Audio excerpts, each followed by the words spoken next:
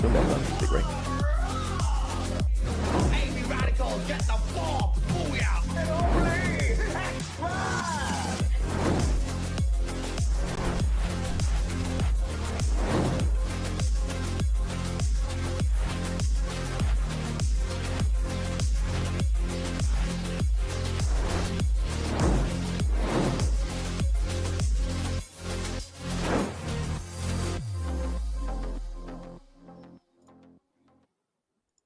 Ladies and gentlemen, boys and girls, survivors of all ages, welcome back to the Free Fire MCPS Majors Season 6. My name is AJ, I'm the Mustachio, down here with the one and only Husky, my good buddy. How are you, my friend?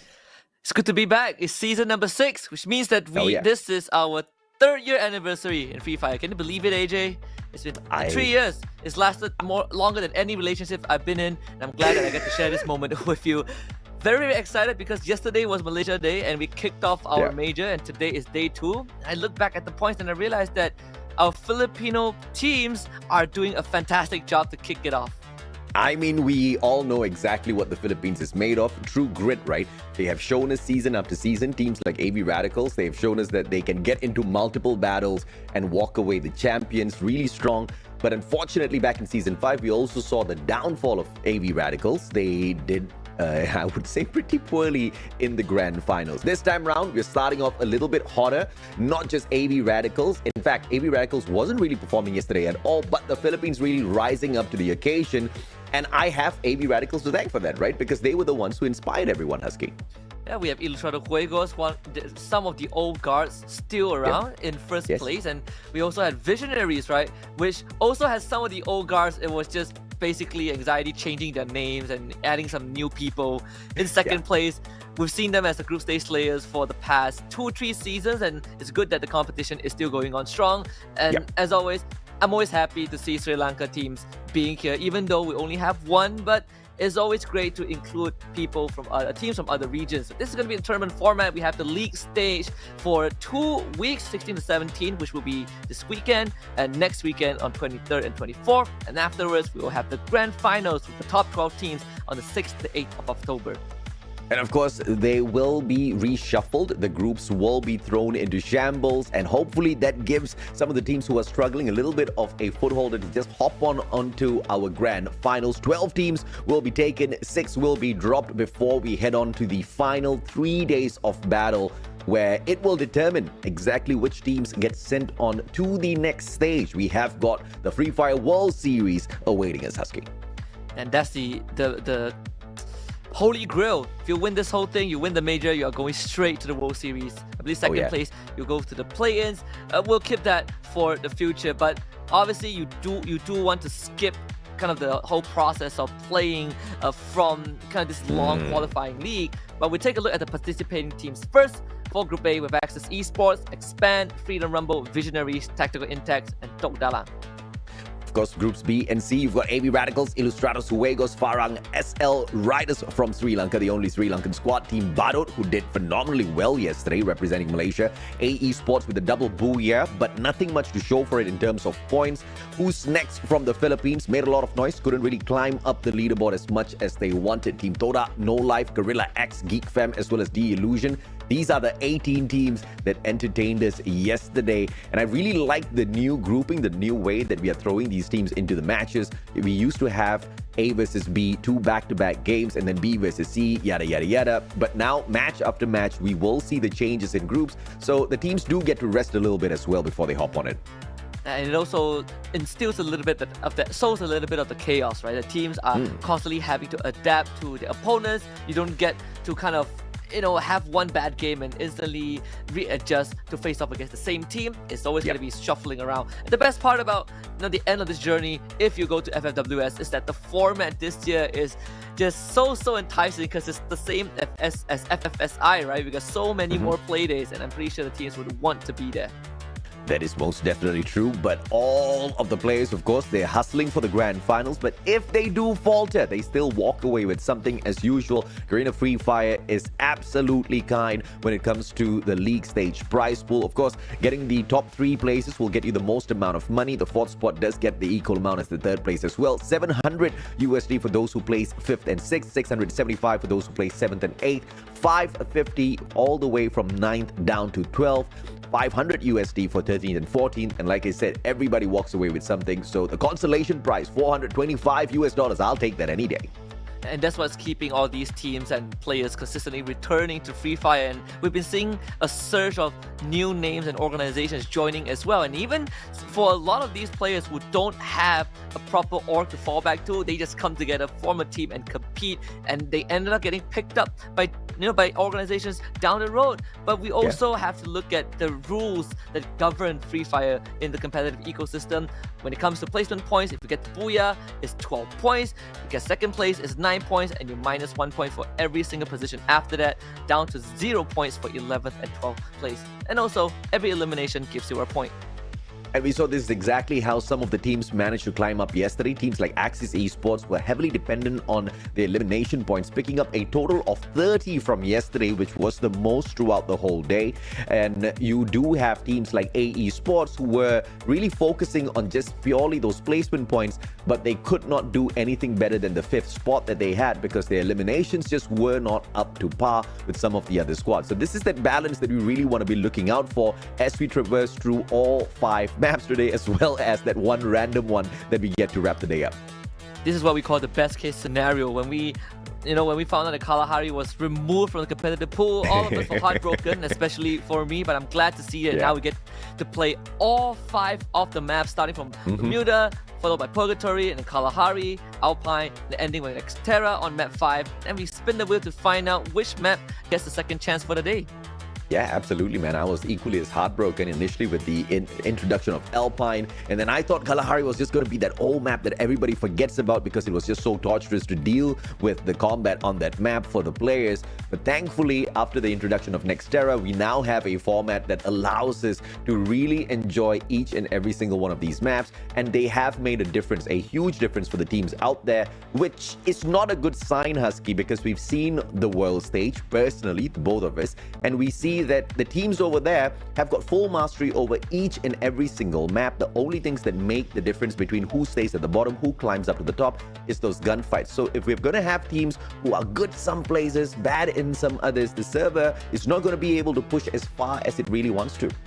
It has been sort of that major struggle that a lot of our squads have been facing, but thankfully they do have some time to kind of get used to it. Looking at the overall standing, again, the first 2 teams, Ilustrado Juegos and Visionaries, are from the Philippines. SL Riders, our only Sri Lankan team, tied with Geek Fam at the bottom, but this is just a day 1 statistic. It's gonna change by the end of the day. I'm not putting any judgments yet. Your thoughts on Toda basically picking up the whole of Sem 9? Toda wasn't really doing the past, wasn't really doing well the past 3 seasons. So I think it was a great move, but Sem 9 have still a lot to prove. You know what? When we look back at almost a year ago, they finished 3rd, 4th. They just barely missed out FFSI, and then they got dropped. We were praying for someone to pick them up, right? It was I feel like it was a horrible time to go through if you're a Sem 9 player at that time. So I'm very happy that Toda picked them up, because Toda was also at a phase where it was going down the drains and they need some sort of reformation, and perhaps taking that Sem 9 roster, which ironically was a roster from ex-Geek Fam, could prove to be something good. You can toss these players around, just switching homes, moving houses. We'll see if this is going to come to fruition down the road. Bermuda kicking off in just a bit. We don't have Sem 9 in Free Fire at this point of time, but I'm pretty sure Geek Fam is feeling a little bit salty about the current situation, because the squad that they let go of is doing pretty decently right now, and the current Geek Fam is struggling at the bottom, fighting with SL Riders to see who's going to be taking that very, very last spot. But hopefully we can see a little bit of a difference this time around. But the one thing that does not change about the Geek Fam brand, even though we have the players changing, is Clock Tower on Bermuda.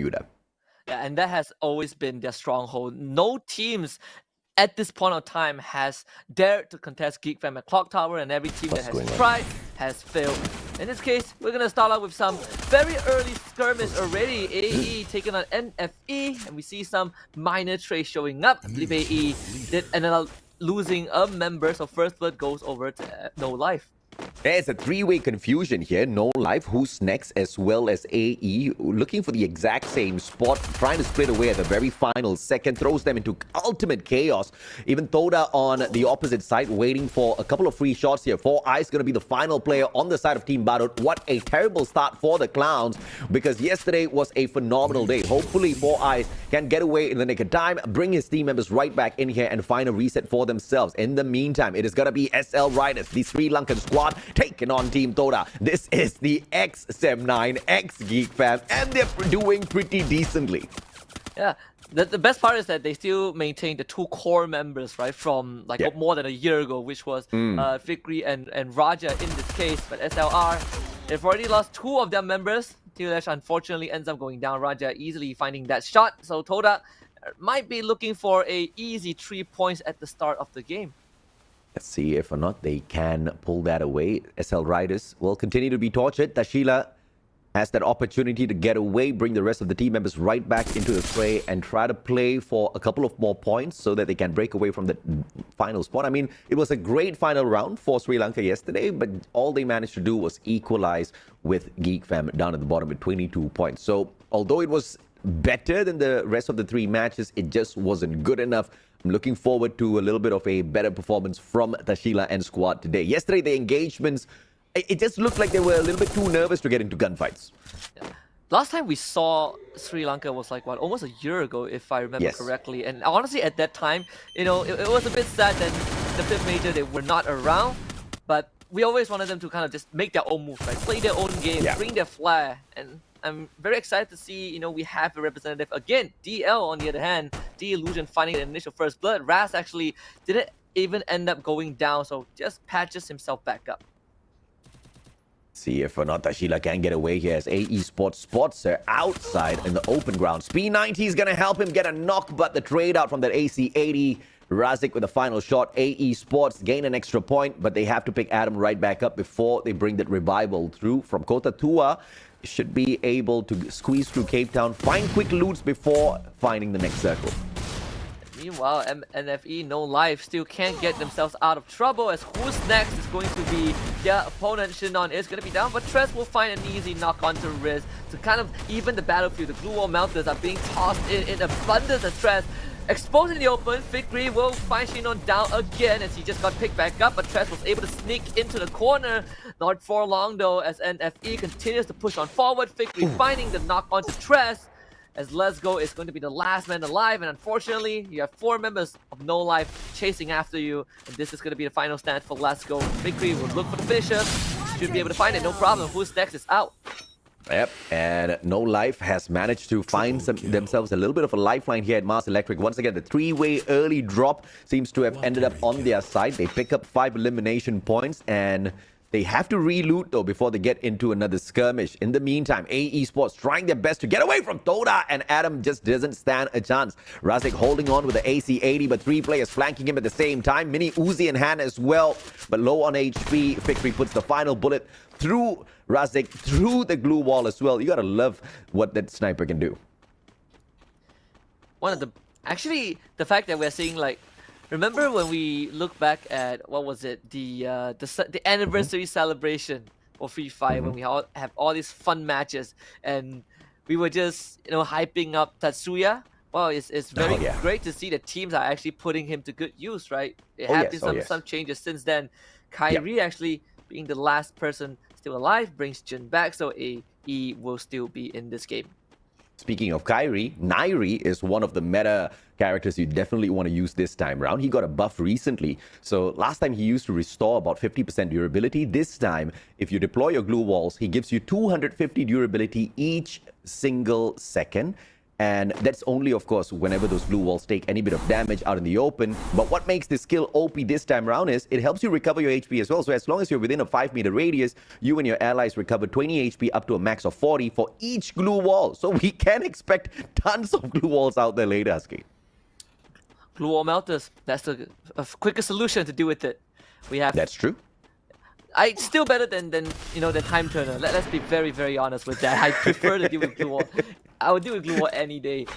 Well, Farang, they're gonna fight against. Off to a slow start. Bermuda has historically not been their best map, but they might be able to find a very isolated straggler from DL. Kenshin gotta face the wrath of Farang. This could just be a very easy 3-kill for them. Kenshin will just have to try and hold up for as long as possible. His teammates are actually covering him from the back, and they will knock Spade down, but Jemba will be the one who secures the first kill, and now the rest of DL will be under pressure. Yeah, mistake by Kenshin there. He should have just continued to lay out all of those glue walls and expose the players of Farang, because Raz, Soraya and Hay were in great position to back him up. But, those are the kinds of mistakes you'll have to learn from before you get into the grand finals, because that's what gives us the best of best fights. But now SD Illusion backs away from Farang. They're about to walk right into AE, who are trying to get into the next circle. Going more towards the northwestern side as well, with Ilustrado Juegos at Catalyst, while that will be the center point for now. GeekFam guarding the perimeter. Farang will also take point on that eastern side. It's going to be hard for a lot of teams to try and make it into the safe zone. They got to go through major squads, and this time Jin unfortunately didn't get to play the game for long, just got revived and now taken down again. His loot box is a toilet seat, man. What in the world? I don't know what that Creativity says. runs rampant in the design team. I love it. I don't know what sort of a statement is that making. Is my gameplay like whatever the icon shows, or is your gameplay? Is that a tease after you should get shot down by someone? I don't know. Help me figure this out, one. I feel like it's just, like when you lose to someone in the game, and no one likes losing, you want to go down swinging, right? So it's like, well, you're taking me out, but if you want my stuff, you gotta stick your hand into the toilet bowl to get it. Epic stuff, man. That's why I love Free Fire. Kyrie in a lot of trouble, rotating outside of the circle. It's not going to hurt him all that too much, but the amount of distance he has to travel before he can find a revival, that's going to be the biggest of torture for this guy. So we'll catch up with him in a little bit. Fikri sniping from afar. M82B has got the capability of penetrating through those blue walls, but I'm pretty sure they're running Nairi as well, so they are going to get that HP right back. But Fikri waiting for that opportunity for the headshot. Can he secure this? It'll be quite an epic shot if it does. Yeah, they're gonna start just showering TB with grenades from afar. And Fikri X1 is gonna start to find the shots. Again, he has the Raphael, so every time you get knocked down, you're gonna bleed out very fast. It's already very hard enough to deal with a good sniper, and now you have a sniper that runs Tatsuya, and which is gonna make it even harder to catch these pesky little sharpshooters who cannot reposition themselves conveniently. Yeah, and the refresh on Tatsuya now is just so annoying to deal with. The guy just zooms around out in the open. You've got your glue walls, you've got that Nairi combo, so you're just going to be skirting around those glue walls, getting your HP top right back up.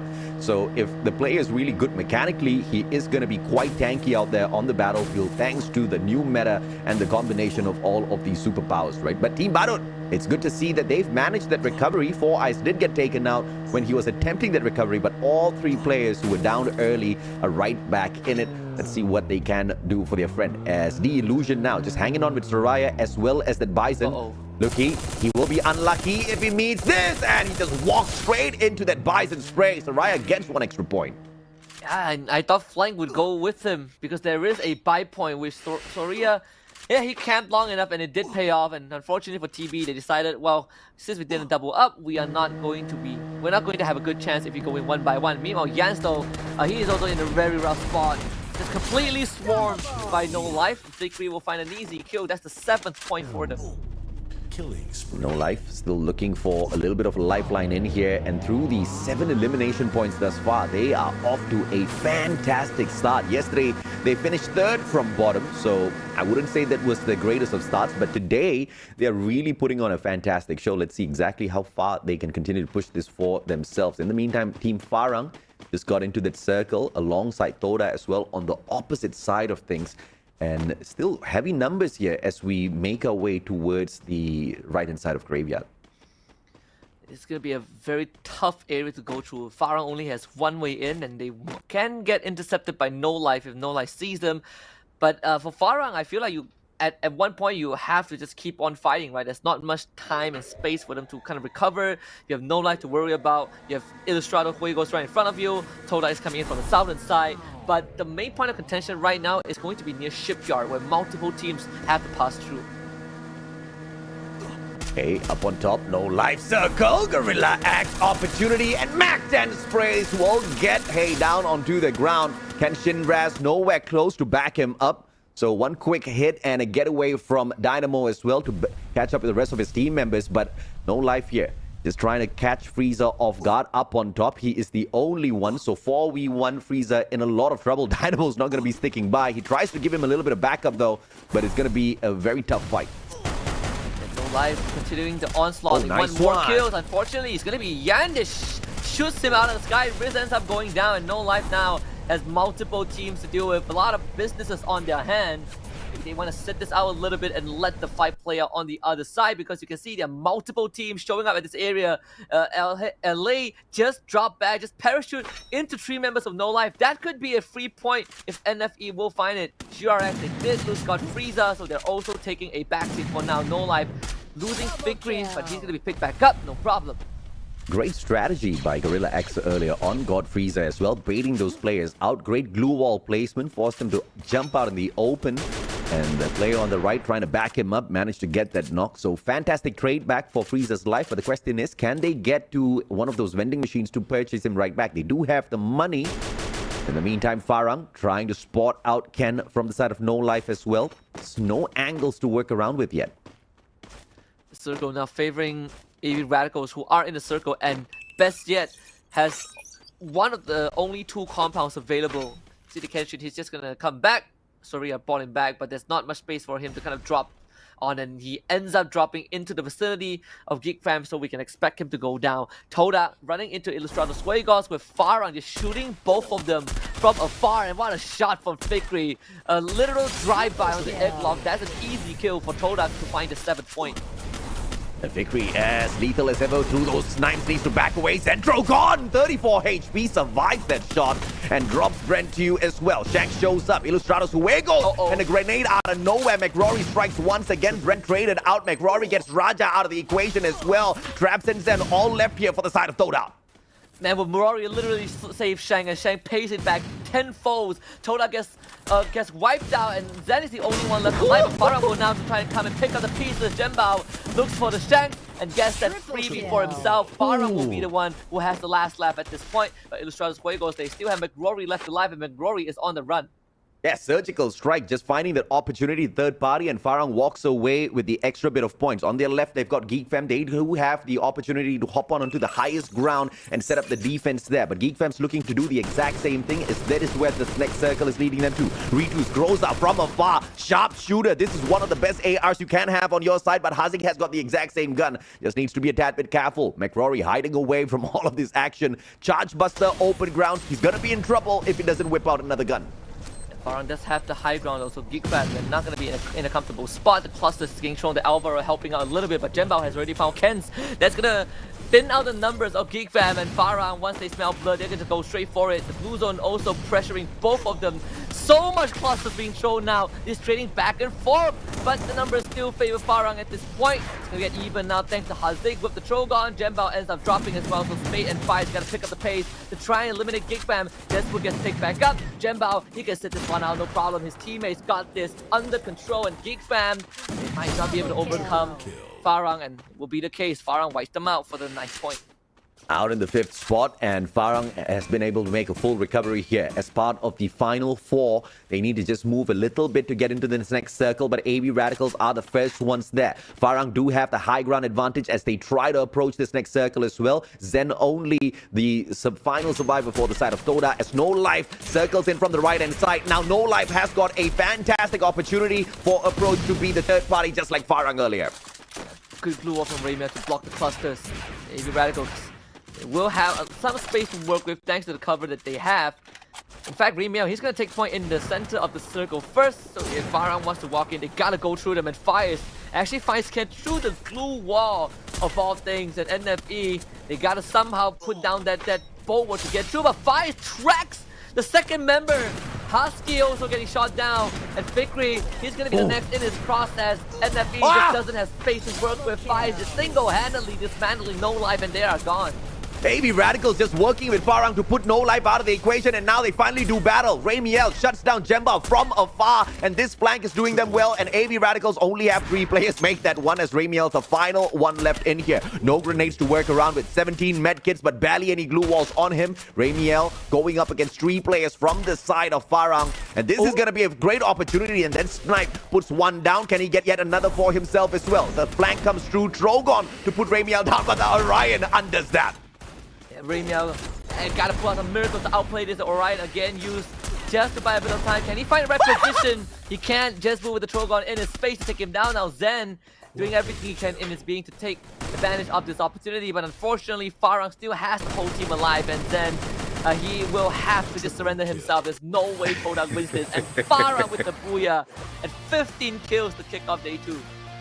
What a great play from Farang, and this is even before we hop on into Kalahari. So today is looking to be a solid day for the squad.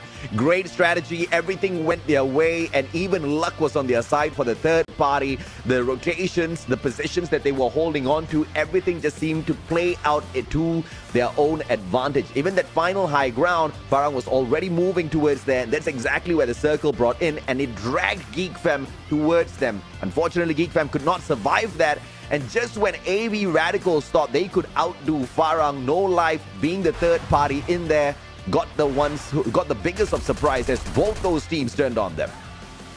Man, Farang really making me eat my words. I just say statistically, this is not their best map to come out with a booyah. What? And I definitely an unexpected turn of events, but you know, even though the map still statistically isn't their best, one thing that Farang is very good at is when they commit to something, they commit together. The aggression is something that Farang has practiced since their debut in Free Fire, since that first world stage appearance, and over time it has only gotten better and better. Yeah, we saw a decent play from them. They picked about 6 placement points yesterday, but very low on those eliminations at Bermuda.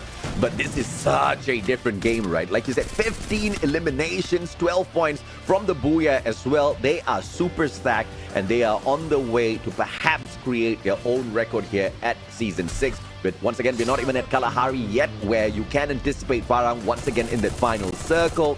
As opposed to yesterday, this is a much more aggressive squad that we see. Absolutely. And I mean, when you look at the major format now, we do have slightly lesser playtime in the group stage, and the trade-off is that if you manage to maintain a consistent performance through and throughout, you're guaranteed a finals, and you actually get more chance to get that golden ticket to a regional or international event. And I think in this case, Farang is adjusting very well, because this is a team that tends to have this burnout if the group stage gets dragged out too long. So Farang finding their groove to kick off the second day, I'm really liking this version of the team. Thus far, the Free Fire World Series has just been a curse, an ultimate curse that has befallen all of the MCPS squads. Any team that makes it to the World Series, goes there, has a lot of fun, comes back and shows up terribly. AB Radical started off yesterday as well on a super slow start. Today in game number 1, you still don't see them catching up. Same thing happened to Farang, same thing happened to GeekFam, same thing happened to Toda. So let's see if or not Expand falls to the exact same curse as well, because Husky yesterday was super slow for the squad. Honestly, you know, my only counter argument to that is that every single FFWS has only, you either play 1 or 2 days, depending if you are the winner of your region, right? So in that case, there's not much time to have fun. But one thing is for sure, teams that usually start slow, for this major in particular, have to pick up the pace as fast as possible, because we are already at the halfway point already for MCPS Season 6, which normally would not be the case. Normally we get like, what, 6 to 9 play days? Not this time. If you don't pick up by the end of today, next weekend might just be your undoing. I am a little nervous for some of these teams here, but of course they do have a lot of opportunities. Every single day provides you 4 games that you can do your best at. If you falter at 1, you've got 3 more opportunities, and of course that is the case here for some of the teams that really, you know, bombed out early, right? We're talking about a team like SL Riders, the Sri Lankans, once again caught in a terrible spot very early on. They haven't really done their homework much in terms of those drop spots. They still keep finding players each and every single time they hop on into the maps. Yeah, and for people who enjoy numbers, usually our group stage for past majors, you play 32 matches, 32 maps, excuse me, in the group stage. We've cut them down by half. So buckle up, especially for Sri Lanka. This is where I do have some concerns, right? It took them like what, 5 days previously in season 4 to really get comfortable. Right now they don't have that luxury. So if SL Riders, again, realistically, I'm not expecting them to finish group stage in top 5, but I definitely feel like there is a chance they can make top 12. They just gotta play to their strength. And oftentimes when you are from a smaller region participating in a league dominated by other teams, you tend to gravitate towards what they are good at and not what you are good at. And for SL Riders, I hope that they do stick to their identity. Yeah, the Sri Lankans are now finding out what it feels like for an MCPS squad to go to the world stage, because they are facing the exact same scenario here, right? They've broken into MCPS. This is their own world stage. It's out of their own region, and they're going up against teams who have just had so much more experience out here on the battlefield, engaging versus each other. Filipinos have got their own style, super aggressive. The Malaysians are really stepping it up as well. You see teams like Toda who do have exactly what it takes. But speaking of aggression, Spade, the MVP, 4 eliminations, and of course the rest of the 11 with the rest of the team members. And Spade has been kind of a mainstay in Farang and in Free Fire in general. So every time you see him, you know that he's going to be able to deliver on the front line. And I just like to say, the discipline and the control is so much more apparent in Farang, which was a big criticism because they like to run it down and actually not get too much done. Right now, doesn't seem to be the case. 15 eliminations plus a booyah nets them 27 points in one round. And usually that is way above the average expectations. We want 20 points to be the benchmark, and the teams that go past 25, you know that they're having a good round. Let's see if or not Team Farang can keep up a consistent run. Yesterday was a day where it was quite decent in terms of performance, but overall the team was not performing like how they are capable of performing, right? We know this team is solid when it comes to the rotations, as well as decent enough mastery on the maps, Kalahari being their strongest. But where they are, of course, most threatening is when it comes to those high ground advantage. They love playing those spots. The snipes from this squad, absolutely unbearable if you're on the opposite end. Yeah, but they also could go through the reset phase where you didn't get to play Kalahari for one season. Right now with Kalahari back, do you still have what it takes to dominate that map? Match 1 standings on your screens right now. Farang with 27 points, No Life in second place with a 10-point differential, and Toda in third with 16.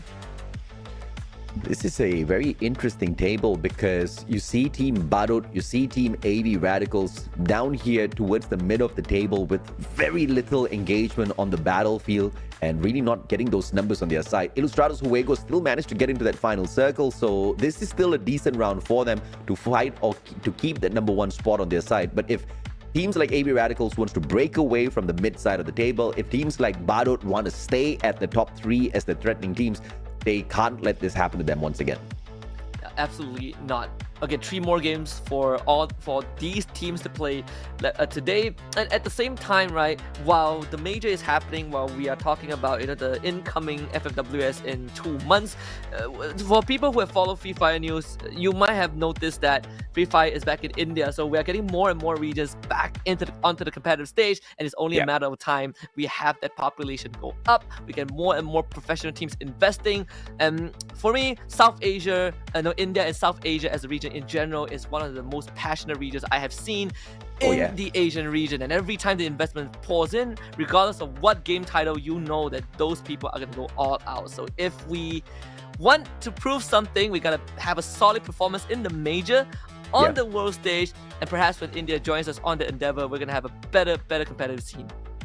A shocking performance this time from No Life as well, managing to walk away with 7 placement points as well as 10 eliminations. A little bit of a difference from what they stepped in with yesterday, right? Once again, they were 3rd from bottom, and this one first performance from the day itself is really going to bump up their confidence. Hopefully they can show up strong once again as we move on into Purgatory. And hopefully for when we go into Purgatory, one of the first few things I want to see is how these teams decide where do you move and where do you drop? There are certain drop spots that up to today, I still do not like. Moat House is my absolute most hated place unless you are 7-9, and even then 7-9 hasn't really found too much success with it back then. So in this case, movement is going to be very, very pivotal when you play on Purgatory. I mean, it's just too torturous to take those zip lines in and out. I think any teams that hop on in there, they need to be well prepared for super gunfights, and they need to be confident enough that they're going to be walking away from those gunfights, the victors, as well as extra bit of loot, as well as money, just to make them stronger. If you're dropping in there, you need to be prepared to, perhaps be attacked and pinched in just that one tiny little corner with no options whatsoever except to fight through all of the barricades, right? No Life getting a massive number of points this time around. It was the first Bermuda map that they've played, so perhaps this is their strongest suit. But yesterday we saw them pick up about 10-11 points at Purgatory, so hopefully that's going to be a little bit of a similar performance from them, because this is the team that started off really hot, showed a lot of capabilities, but just couldn't whip out those points yesterday. And yesterday, No Life, I think on Purgatory, they got they got 9 points. Yeah, they got 9 points. So 3 eliminations and 1 elimination and third placement. Yeah, so 9 points in total. Not too shabby. I mean, their performance on Map 1 has already usurped that by almost 3 times. So hopefully No Life make some adjustment. This is a very good start for them. There are teams that like you mentioned, still struggle when you compare their stats from yesterday. AV Radicals is a very, very good example. They have not been able to recover since their loss in the previous major. Group E is going to take a break now. We're going to be hopping on over to Group C. Group A continues to stay on. And in Group C, you can expect teams like Toda as well as NFE to really step up their gameplay. In terms of Group E, when we drop those players aside and focus on Group A, the one team that I'm expecting to see a little bit from is going to be Axis. Dude, they ripped away X-Roy from Expand, and I was waiting to see yesterday if or not it was going to be a weak point for Expand or if it was going to be something great for Axis. We've got a Frankenstein squad-like setup going on for Axis right now, and surprisingly, it seems to be working, and I'm so happy for them because the past few seasons have been torturous for this brand.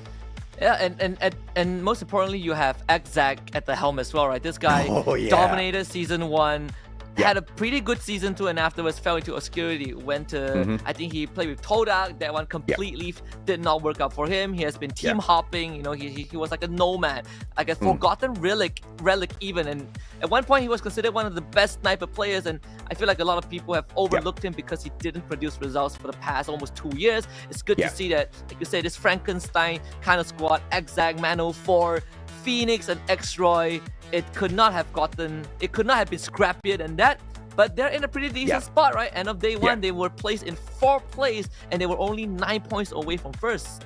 Yeah, and it was very surprising, right? Because you have got a team of Titans put together here, and they used to be good in the past. It was I'm very sure it was a challenge for whoever who's leading the team to really whip up that confidence within the squad, really get that chemistry going early because they haven't been together for so long. But yesterday we saw really tight plays, and we saw them outplaying teams even like Expand, and we even saw that one engagement out there on the battlefield, and was quite surprised to see how they handled that whole situation. And at the end of the day, Axis actually ended up on top of Expand on the overall leaderboard. So this is something that's really going to give them extra bit of confidence as they move on to the next matchup.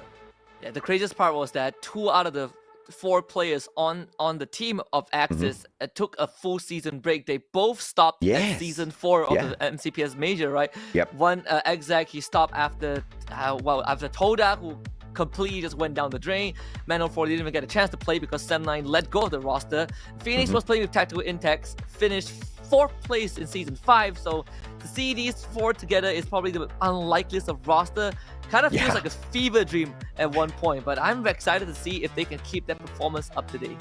Absolutely, man. Farang, of course, with that phenomenal performance, they were at about 50 points. They should have been able to jump up now to the top 3. So Ilustrados Suegos really need to watch out. They need to be watching this game closely just to hype themselves up. They need to prepare for Kalahari a little bit later on because they risk now a team that has got veteran experience in just leaving everybody in the dust, right? Because this is Farang at their very best. We just saw them really go onto that high fragging mode. Yesterday was the warm-up day, and if Ilustrados Suegos goes opposed to a little bit of their old ways, where we see them performing really hot on one day and then flat out on the other, it's going to hurt the team performance today. So it's already looking a little grim for them. They don't play game number 2, so they have to be a little bit patient. And if that gets them a little bit too nervous, we can perhaps anticipate a little bit of a lower performance for game 3. So it's all going to be about that mental strength this time. And for Farang, it's always it's a momentum-based team. You give them a very good game, and if they start getting control of the state of the game, suddenly you find it very, very hard to break to them. And what certain teams have done back in the days to sort of kind of minimize what Farang can do is that you make it messy, you make it scrappy, you take out the members, you delay that build up for Farang. If they don't have the resources and they find it hard to take these fights, suddenly they become more of a scatty cat and they don't get to kind of replicate the same success that they have.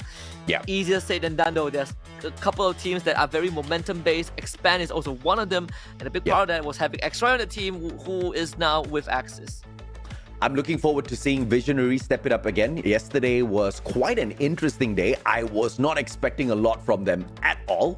I mean, I was expecting, obviously, the veterans to really put on a show yesterday, but it was all about the newcomers. It was all about the new brands, and Visionaries with just one squad who were very shocking, right? I mean, I think their fragging game was really solid. They were not the top slayers of the overall leaderboard, but it was enough to get them into the top 3. So that was good to see out of the Philippines. Let's see if or not they can step it up once again. A little bit of a error from me. Unfortunately, Farang and Illustrados are in Group B. So Farang will not be playing this next match here. But when they do jump back in, it's going to be Kalahari. It's going to be their comfort map. So this is still going to be something that Illustrados need to be watching out for, especially after not showing up for that first map. But taking the conversation over to Group C as well, we saw Who's Next, Toda, No Life, GRX Geek, as well as the Illustrados.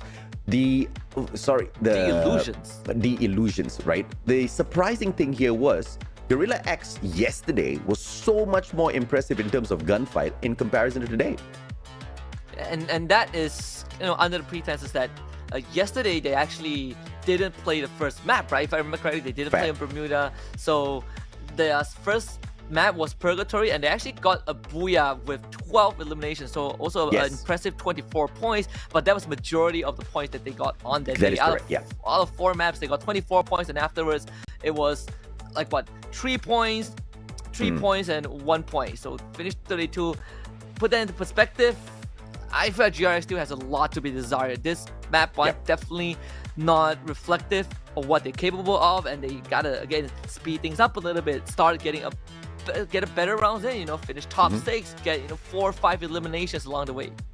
And let's see if or not these teams will all be able to step it up, because like you said earlier on, Husky, the number of days that we've got here for them to qualify into the grand finals, not as many as they had in the past. So no rooms for error here whatsoever. There's no room for, oh, I had a bad game, because if that's going to be the case, then the bottom 6 is potentially going to be the spot where you get pushed on into, right? So teams who are at risk right now in terms of being relegated, of course, it's only day 2 of overall 6 days of group stages, but The Illusion, Who's Next, Gorilla X, teams like Geek Fam, SL Riders, they all need to show up a little bit stronger on day 2. And hopefully that's going to be the case. They have 3 more chances for today to rack up some of the juicy points. Purgatory is a great map for people, for teams that like to play that long range, for teams who are very proficient in getting these snipes off. So much more space to work with.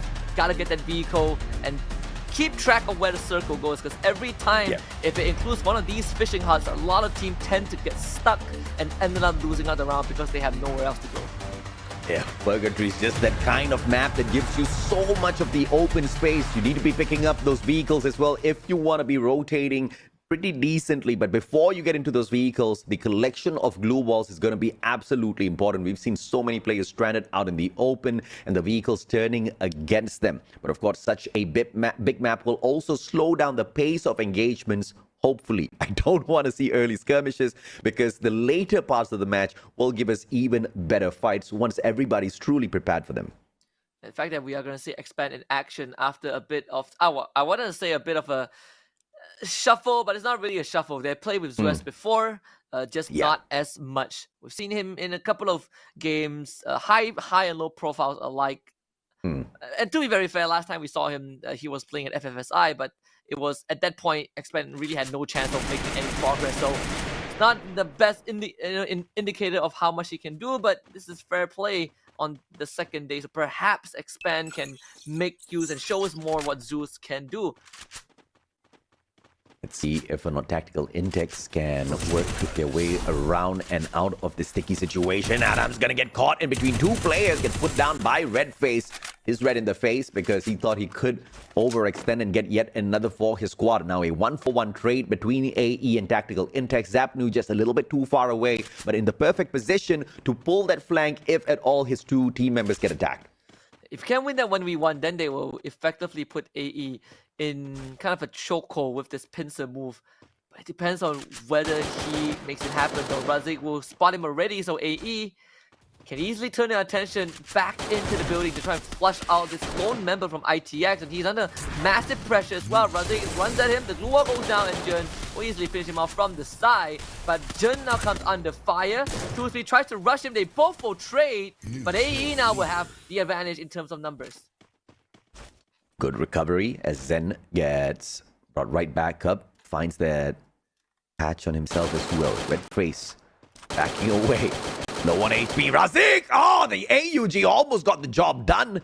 He's got a little bit of an opportunity here to find that recovery, but open grounds. Once again, this is the torture that Purgatory presents. If you do get away from these compounds, there's so much of that open land to traverse through, and that is going to bring an end to Redface and Swab.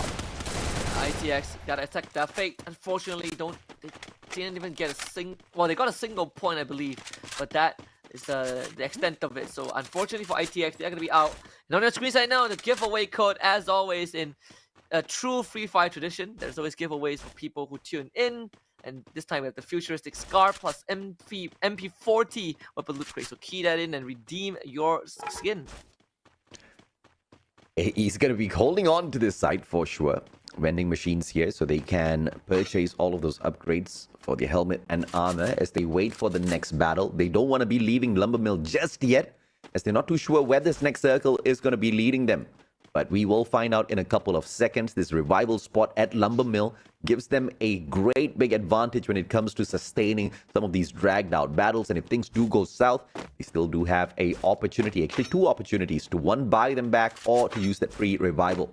Team Barot, on the other hand, no kills this time, but that high ground advantage is still going to be something that they hold on to.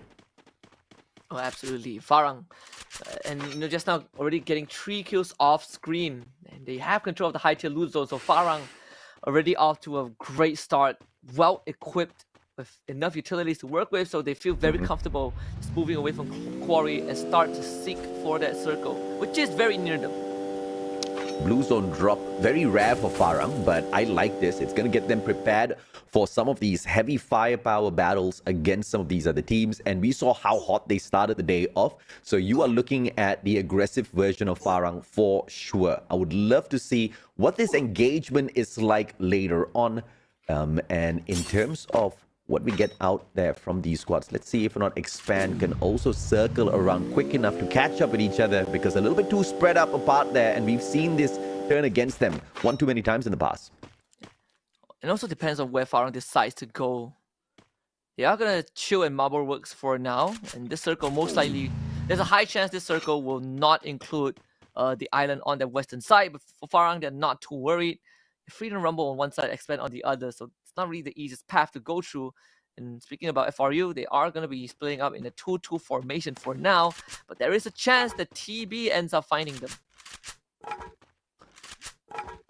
I must be a confused child, because I thought it was groups A and C this time, but it seems like group B is in here, so I need to rework my notes quickly before the rest of this broadcast so I can predict a little bit better as to who is going to be popping off. SLR has one more chance, but the team that's right beside them, AE, currently leading the lobby with the most number of frags, and past that is Ilustrados Huegos, who got burned down in the final circle. So I don't think SLR really wants to get too cheeky now. Let's wait and see exactly what happens to them. In the meantime, Axis Esports, 2 vehicles in hand, so roaming around a huge map like Purgatory, not an issue at all. You have so much mobility. Axel is going to do his usual thing, go on a scouting journey with that probably the only vehicle that Expand has right now. And it actually puts himself in a very convenient spot because you do get to scout far and wide. There's a chance that he might see Farang on the horizon. Illustrados Fuegos just now they did revive one of their members. UAV will be sent up by SLR, who, impressively did get 2 kills thanks to Josh. So apparently we've started off with B versus C and then A versus B. Later on A versus C and then B versus C. There's so many alphabets, I am not gonna look at them anymore. Let's see if or not SLR can find a little bit of a break here, because they are getting shot at from Illustrados Fuegos. Josh as well as the rest of his team members. Tilesh, on the other hand, going to be driving straight into the compound of Illustrados. I hope and pray they know exactly what they're doing here. And if they can take out Illustrados Fuegos, this is going to be such a morale boost, a big boost for SLR. Josh will be picked back up. And Illustrados Fuegos, it doesn't feel like they have the intention to fight this. They just got back their full squad, so they are not the most well-equipped team. But if SLR puts up the pressure, which they can with the vehicle, they might be able to catch Illustrados Fuegos with their pants down. Oh, Eklog, M82B straight through those glue walls. The Marsh gets tagged and the vehicle will help them find that quick exit. Eklog, the little egg on the map. He's not going to find scrambled stuff out there. Let's see if or not SLR can find that reposition, because they have just managed to annoy Illustrados Fuegos, who are now flanking around from the right-hand side, waiting to shut them down. And this is going to be an early exit once again for SLR if they don't start moving a little bit quicker. What? I mean, they stay around a bit too long at this point, SLR. Unfortunately, they have missed the window of take out Illustrados Fuegos. Now that window has completely expired. They will have to face the wrath for IJ and try to cut their losses. 2 of their members basically running away as far as possible into the blue to preserve their lifeline in this game. So that means it will be 2 free eliminations for Illustrados Fuegos. Yeah, great setup defensively here from SLR as they try to split away from each other. One trying to bait the players of Illustrados to the left, the other one to the right. Both have the exact same intention, either to be as bait or the person that revives the whole squad. Tanamo, Mac 10 in hand. Dalang right in front of him. A 1v2 situation. Tanamo repositions and the Tatsuya will help you get club up close and personal. Mag 7 doesn't find that perfect connection just yet. What is going to do in this situation? Ryu having kind of pinned down at the corner. They will find AV Radicals, send them out in 11th place. The AV Radicals again just not finding their momentum. See if or not they can turn something around here. It seems to be a tough fight for the rest of Axis as well, as they are going to find Expand in the next few seconds. UAV sent out the wrong way. Axis will find 1 player caught out here. Exact sharpshooter finds too fast and his head. How is he even spotting these players? I'm not too sure, but this wall doesn't seem to be impeding him at all. Yeah, Expand. Unfortunately, if they want to get out from that building, you gotta start spending those utilities. It's either that or you take a fight. This Exact, send XL to do the job. There is a revival point nearby, which makes this even more important. This position is so crucial for them to hold. And for Axis, they definitely have a faster access to that area. If they want to go out from the back door, they actually can. Yeah, well, with that being said, all the points have now been closed, so it's a more neutral contested point. Josh is so far outside of the circle. This is going to be a little bit of a challenge, but he does stop by a vending machine. I guess the rest of Team SLR will be purchased right back into this next safe zone. 2 members bought right back. The guy only had about 800 coins on him. Let's see if he can... Oh, actually 2 members on the side of SLR in the car. So that's all good. Full squad right back in here for the Sri Lankans, as Axis Esports makes their way towards this next circle early to set up their defensive base. All things considered, this is definitely one of the slower games. We are 11 minutes in, and 10 teams are still in this game, but maybe that would thin down a little bit. Illustrados Fuegos finding a couple of shots. As you can see, the Farang, they're now face-to-face with Freedom Rumble. Again, previously, JPTNC, which was a fairly impressive team when they first debuted in our major. Can they do it again, though, against Farah, who are on a hot streak? Illustrados Fuegos, on the other hand, fighting TD, as Tok Dalang quickly dispatched off. Oh, surgical strike here by Illustrados. Great entry. Those shotguns making quick work of the teams. I mean, you always got to love the shotgun meta in the world of Free Fire. It just brings that action up close and personal. But Napis now out in the open. Visionaries taking a couple of cheap shots at him. Axis attacking from the back as well. Who will Axis choose to engage with is going to be the decider as Napis gets knocked down by Eagle. Nobody steals it yet. And he does get brought right back the moment he expires. Axis also going to get assaulted by Visionaries. You see those utilities being thrown out, multiple dual melters just to make sure that the bulwark does not stand. Chessman actually getting a tag on X-Roy, which is going to try and buy as much time as possible. Axis might need to provide backup. X-Roy needs to hold this window for as long as he can. Twigs getting chipped away the health bar. Now he's going to try and barricade himself and heal out as much as he can. Visionaries surrounding Axis and Expand. They're gonna get rushed at by AE. Both of them trying to outrun the blue zone, but AE, they're gonna end up losing. Razik gets knocked down. Fortunately, Expand somehow able to put out the blue wall and delay this push for as long as they can. Razik gets brought back up. Instantly goes down again. Too fast. Oh, this circle. The trade. Exo, Zuez, and Cobra. Can they hold on? Kyrie gotta somehow bring this back for AE, but he's against 3 members of Expand, and it is just too much of a task to handle. Kyrie will try to take the car and get away. Zuez will break the vehicle and take Kyrie out. Axis is out. Expand will take care of AE Sports. Too fast, really low on that HP. The circle hurting them a lot, and they are going to be in trouble. Illustrados chipping away at their HP from that left-hand side. Fantastic plays. 4 eyes will strike as well. Team Barot attacking Illustrados as Illustrados attack Team Expand. Cobra down on the ground. A 3-way fight, and Illustrados now in trouble as well. McCrory outside of the circle, and he can anticipate some of those frags right back, as the UAV gets sent by Team Barot to scout out the next safe zone before they head on in. A very tactical approach by Team Barot. I'd like to see them back in action. Meanwhile, between Farang and Visionary, it's not as tactical. Farang likes to get down and dirty, and they've already found 2 eliminations. Chessman and Toby, the last 2 left in this game, trying to take the jump pad to get away. Can Farang shoot them out of the skies? They do see where the Visionaries have landed, though. So Farang, we know that they are not going to let go of the stand. They're going to keep on chasing uphill. Let's see if or not Visionaries can have this advantage. This is the very edge of this next circle here. They can gatekeep Team Expand, but Farang tickling them from the front. And they take the advantage to gatekeep Axel instead. Jambal, 1 shot needed. Axel won't be able to hide himself away for the time being. 4 eyes on the other hand. Team Barot, 6 eliminations so far. The first one's into a comfortable spot in terms of defense.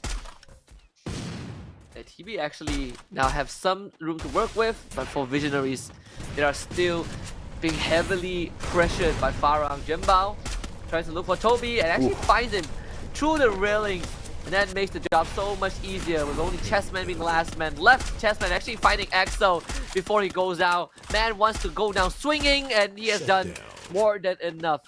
Visionaries ends up getting finished off in 3rd place, and guess what? Now it's Team Badut against Farang for top 1. Yeah, the Clowns versus those who have gone to the world stage. Let's see if Farang is back in action 100%. The defensive advantage now to the Team Barot. Vice gets a double out of nowhere. Lucky put down onto the ground. Jans picked right back up. A 1-for-1 trade at the moment, but both teams will be able to find that recovery. Grenade launcher from up top. Fires as well. M82B. No glue walls, and through all of those fences, he still manages to find the connection as well. Players from Barot need to back away and use that high ground advantage.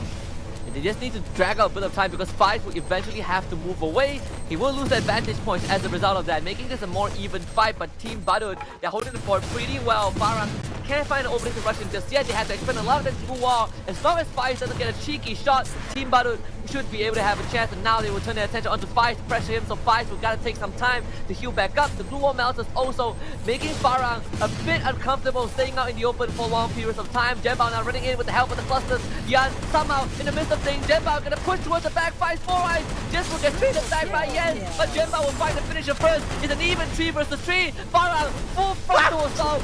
trade 2 members in return. Team Badut might be able to do this. It's a 1 versus 2, and Fires is late to the party. It's getting ran at. It's Flag. It's Yan. Fires still alive. The Tatsuya dash. Buying distance. Buying space. Is gunning for Genbao. He needs Genbao back up. But Team Badut will not give you the opening.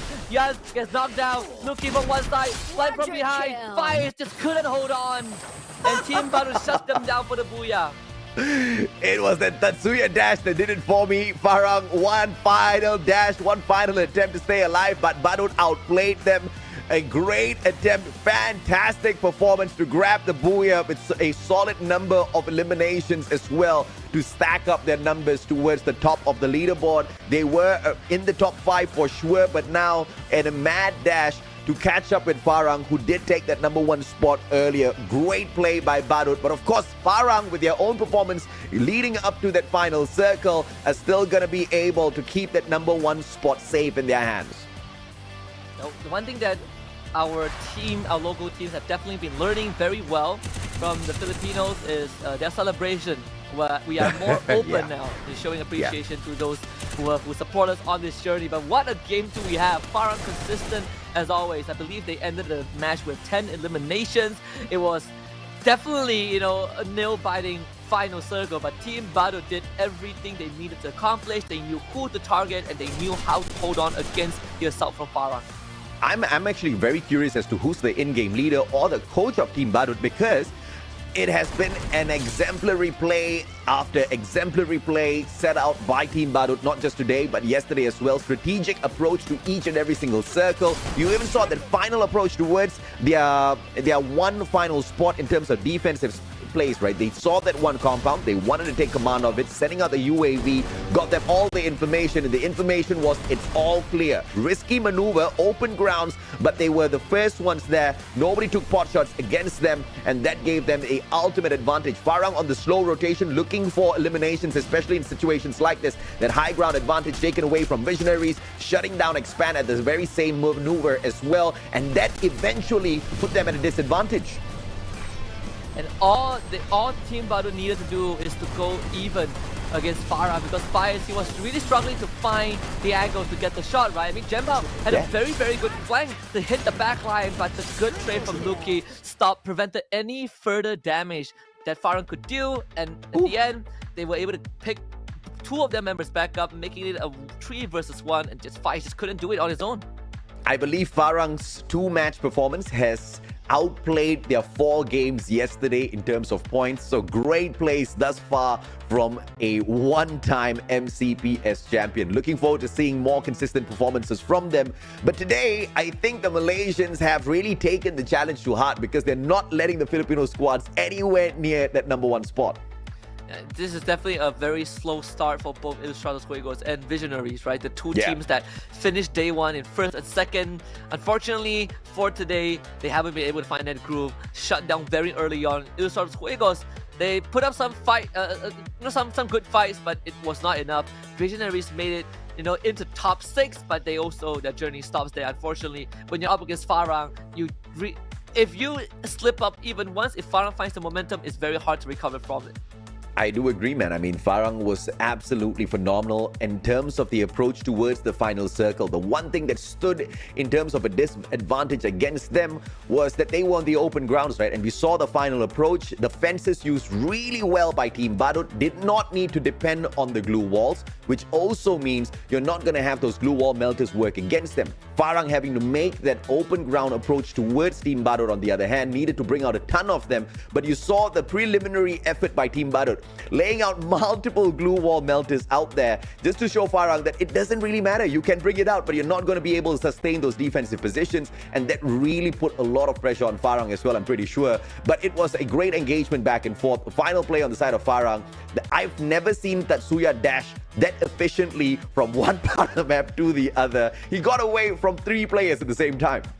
Yeah, and I think Team Badu also understood the assignment, right? If Yeah. Jembao gets picked back up, suddenly the fight becomes a lot more even for Farang. That's they true. did not want that to happen, and they were able to stop it. Entirely just by having good positioning. They covered a lot of the Yep. grounds, and like you mentioned, the glue wall melters made it very uncomfortable for Farang to stay out in the open ground. And as long as Fires gets pushed off that vantage point, Team Badu will have a very good chance of fighting this. So they were able to identify the situation very, very quickly, make Yep. adjustments on the fly, take on Farang head on, Yep. and eventually win the round. Although Visionaries did not get that number 1 spot, they still managed to find their way towards that final circle. Massive numbers of eliminations on their side as well. So I think this should be a decent enough round to keep the Philippines in a good enough contesting position for that number 1 spot. On top of that, Visionaries, this is the first match of the day. Farang, on the other hand, alongside teams like Ilustrados and AV Radicals, have had those 2 opportunities. So let's see what they can make out of this next opportunity that they get for themselves. Because for game number 3 here, we've got Kalahari, and once again, it's gonna be just that kind of torturous map. When it was removed, we were upset, Husky, but a lot of teams were pretty happy with the removal of Kalahari because the elevations that just makes so much of that impact in those gunfights is now once again returned. And it's one of the most unique maps. I personally feel like it is the most unique maps because it Yeah. introduces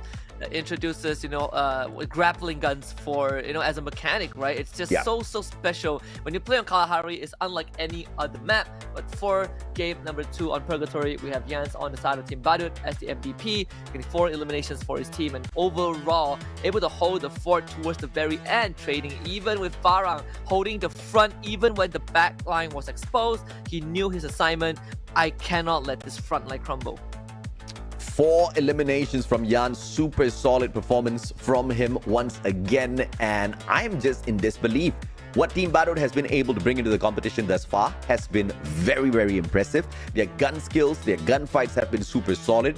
The tactical approaches to each and every single compound has been well calculated, and most of the times it ends up on their side. That first match was a fluke for sure. It was way too early of a combat situation for them. They just didn't have enough loot to sustain that battle. But in game number 2, it was a totally different approach, a much more managed approach towards that final circle, avoiding engagement as much as possible, finding those placement points, putting a lot of focus on that first, and which is just so beautiful from them, right? Because that was that winning formula towards the very end. 11 eliminations gives them 1 less from what they ripped away yesterday on that Booyah. 23 points for Team Badut. And I really like it when I see, new faces, right? New bloods, and performing really well against the creme of the crop that we have in our local region. Even when you look at the day 1 performance, they did fairly well, right? They placed 3rd with 52 points, and now they had a slow game 1, but game 2 was a great recovery, getting 23 points for themselves. That's almost half of what they got by the end of day number 1. Farang still maintaining their consistency with 19 points in 2nd place, and Visionary is stepping up a little bit, 17, with Ilustrados Juegos behind them. Ilustrados dropping the ball a little bit here, and Farang performing way better than yesterday should definitely change their position on the overall leaderboard. There's no way in hell at this point of time that Farang has not overtaken them on that number 1 spot. Visionaries will still continue to wave that Filipino flag up in the air because they've managed to put on decent enough performance in the past match just to get that 1 extra advantage for them. In Kalahari, if they perform solid again and get into that final circle, you will see this team reach up for that number 1 spot and fight Farang for it. Either way, Malaysia is going to have tough fights from the Philippines as always. Expand. That once again, average performance. And this continues on from yesterday. Not bad, but still not great from a team that we expect world-class performance from. AE Sports, 9 points. This time, super decent as opposed to yesterday. And Axis Esports, just underperforming. But as long as they don't drop too far away from the top 12, they're not going to be too concerned yet. And honestly, when we look at Farang, right? You look at the what do you call that? The categorization, right? The distribution between the rank points and the total eliminations. Farang is a team that is known to always have higher elimination counts compared to the placement points, and now we are seeing that slowly manifest itself, right? 49 eliminations, 41 placement points. And if Farang keeps this going, I would not be surprised they finish first by the end of the day. Access Esports, not too shabby, 55 points in 6th place, still on the front page. Like you said, Expand. And I think it's, a lot of people might be wondering, right? Has Expand went past their prime? I think that is the best way to put it, right? They have not been able to recover and put up, explosive performances ever since FFSI, which I feel like in the history of Expand as a team was sort of like their lowest point competitively, arguably even lower than when they were at FSWS, which was a kind of a stretch to mention, but it is the reality. And that's absolutely fine, because there are always ups and downs in life. As long as Expand bounces right back up from that underperforming run within their, of course, past performance at the C Invitational, perhaps we can expect a little bit better from them. Maybe they will once again represent the MCPS server at the world stage, but through their current performance, it's not going to get there, right? Because yes, once again, you did remove X-Roy, one of the most proficient players out there on the battlefield and the main roster player, replaced by Zuez. He was the sub and now he's the main roster player. They've got a couple of others there to back them up as well. But Zuez didn't really prove himself when he did debut for Expand, and now he's being put in a very, very hot seat, expecting a lot from the guy. But overall, you need to see the rest of the players from the side of Expand step up to the plate as well, right? Cobra needs to go back to his slaying ways. I mean, we've got the shotgun back. I don't see what's wrong with that. I think he needs to be a little bit more aggressive with his approach, because if Cobra gets that confidence back, Expand will start popping off for sure. And I'm sure that there is still some time for Expand. There's not much time left, but they can still make use of the remaining games today to get themselves as much points as possible. We're gonna go for a short break, and when we come back, more Free Fire action will commence. Stay tuned.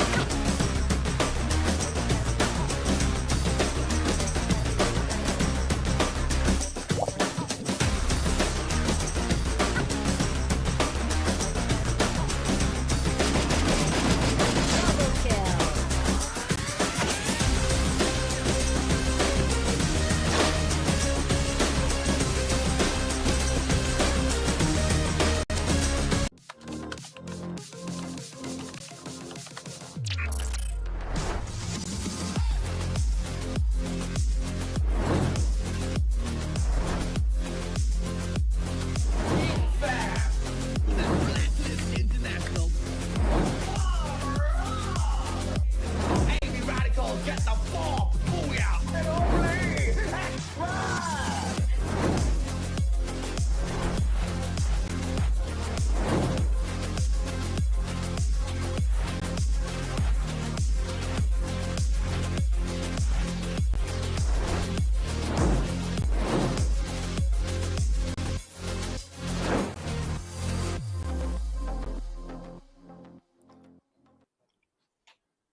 Welcome back to the Free Fire MCPS Majors Season 6. This is day number 2 out of 4, which means that by the end of the day, we're going to be past the halfway point for the group stage. It's a shorter one, but it makes it a lot more intense. I'm Husky, and alongside me, as always, is the AJ Mustashu. I am excited. I mean, you've got so few days to find that qualifying place into the grand finals. You can't mess up. And teams like Farang, they know exactly what's on the line, right? So great big performance from them. Ilustrados Juegos, we need them to step up as well. But we'll have to put Group B on pause. Badut will have to wait together with them inside of Group B. Now, Visionaries have a good opportunity to make a mad dash up for the top. And it also opens up the board for Axis Esports. This is the team that has walked on in with a Frankenstein squad and a surprising performance yesterday. Chemistry seems to be a no issue for this squad, which is great because if they can keep up such a momentum, they are most definitely going to make a lot of noise in the competition. And this is the map schedule recap as well. We had Bermuda as our first map, which Farang just took it. And map number 2, Purgatory, was taken away by Team Badut with Farang in second place. And we're going to move over to Kalahari. Then this is going to be between Group A and Group C, our third map of the day. And afterwards, we have Alpine and Xterra. For the 6th map, we will kind of spin the wheel and figure out which map will be played twice today. But the most important part, I feel like, when it comes down to a team like Axis, is that this team, they did have a roster that they stuck with for quite a while. And that time you have Flames, you have Neptune, and they realized that, well, it didn't really work out well. We had our highs, we had our lows, but we couldn't recover from the lows. Reformation time, and they picked up this ragtag of a squad. It kind of feels like the Expand 2.0 scenario almost 2 years ago. Kalahari is going to be a great proving ground to see how much they have come. Day 1 was a good start, but they got to keep it up for day 2. I think what they've been doing thus far has been really clicking, really working out. A very aggressive squad, a little bit heavier on the elimination part as opposed to survival. So as long as Axis can focus on getting into that final circle and doing the exact that they've been doing yesterday in terms of gunfights, there's a high probability you will see them continuously climbing. But of course, we are going to be focusing on teams like Toda and Expand, who are hot on their tails and pretty much very close to them on the overall leaderboard. Group B this time will be taking a break. It's Groups A versus C. Bit of a slower start, honestly, and I do prefer this. Well, I say that, but apparently Visionaries thought to think otherwise. They're going straight for Toda, going for the big fish already, and they do find that first knockdown. Ego will get first blood for his team. Toda, they already have sent one of their members far and wide to keep this game alive. They know that the fight is already done. They don't not want to be a part of this. Now it's all about survival. How much points can Visionary get at the start? It seems like 2 will be max. We'll be able to bring Ego back up even. Oh, hot fight this time. And they are pretty much attacking this hot blue zone because they know the teams that usually do, i.e. Ilustrados, teams like AV Radicals and Farang. All 3 of those teams are in Group B. They're not going to be messing with them at all. But Visionaries, of course, did not expect a hot drop there. So early skirmishes do give them a little bit of an advantage here. Good recovery as well. So Dalang, on the other hand, will find a couple of players out in the open, but that is the exact same situation Illusion ends up with. Kenshin, couple of shots. What a knock by Ryu. The Scar does the job from such a far distance. That is crazy. What a snipe to allow Five to follow up with it. You now finds himself under pressure. Also, you do have risk. They take down Zuez from long range. Expand, unfortunately, losing one of their members. And again, I mean, when you look at a team like Visionaries and you wonder, and you want to justify why they always go for the high tier lose zone, just know that Chessman is on the team. Oh, yeah. So high tier lose zone is kind of like his default spot. It's one of the easiest way to figure that out if all explanations fail.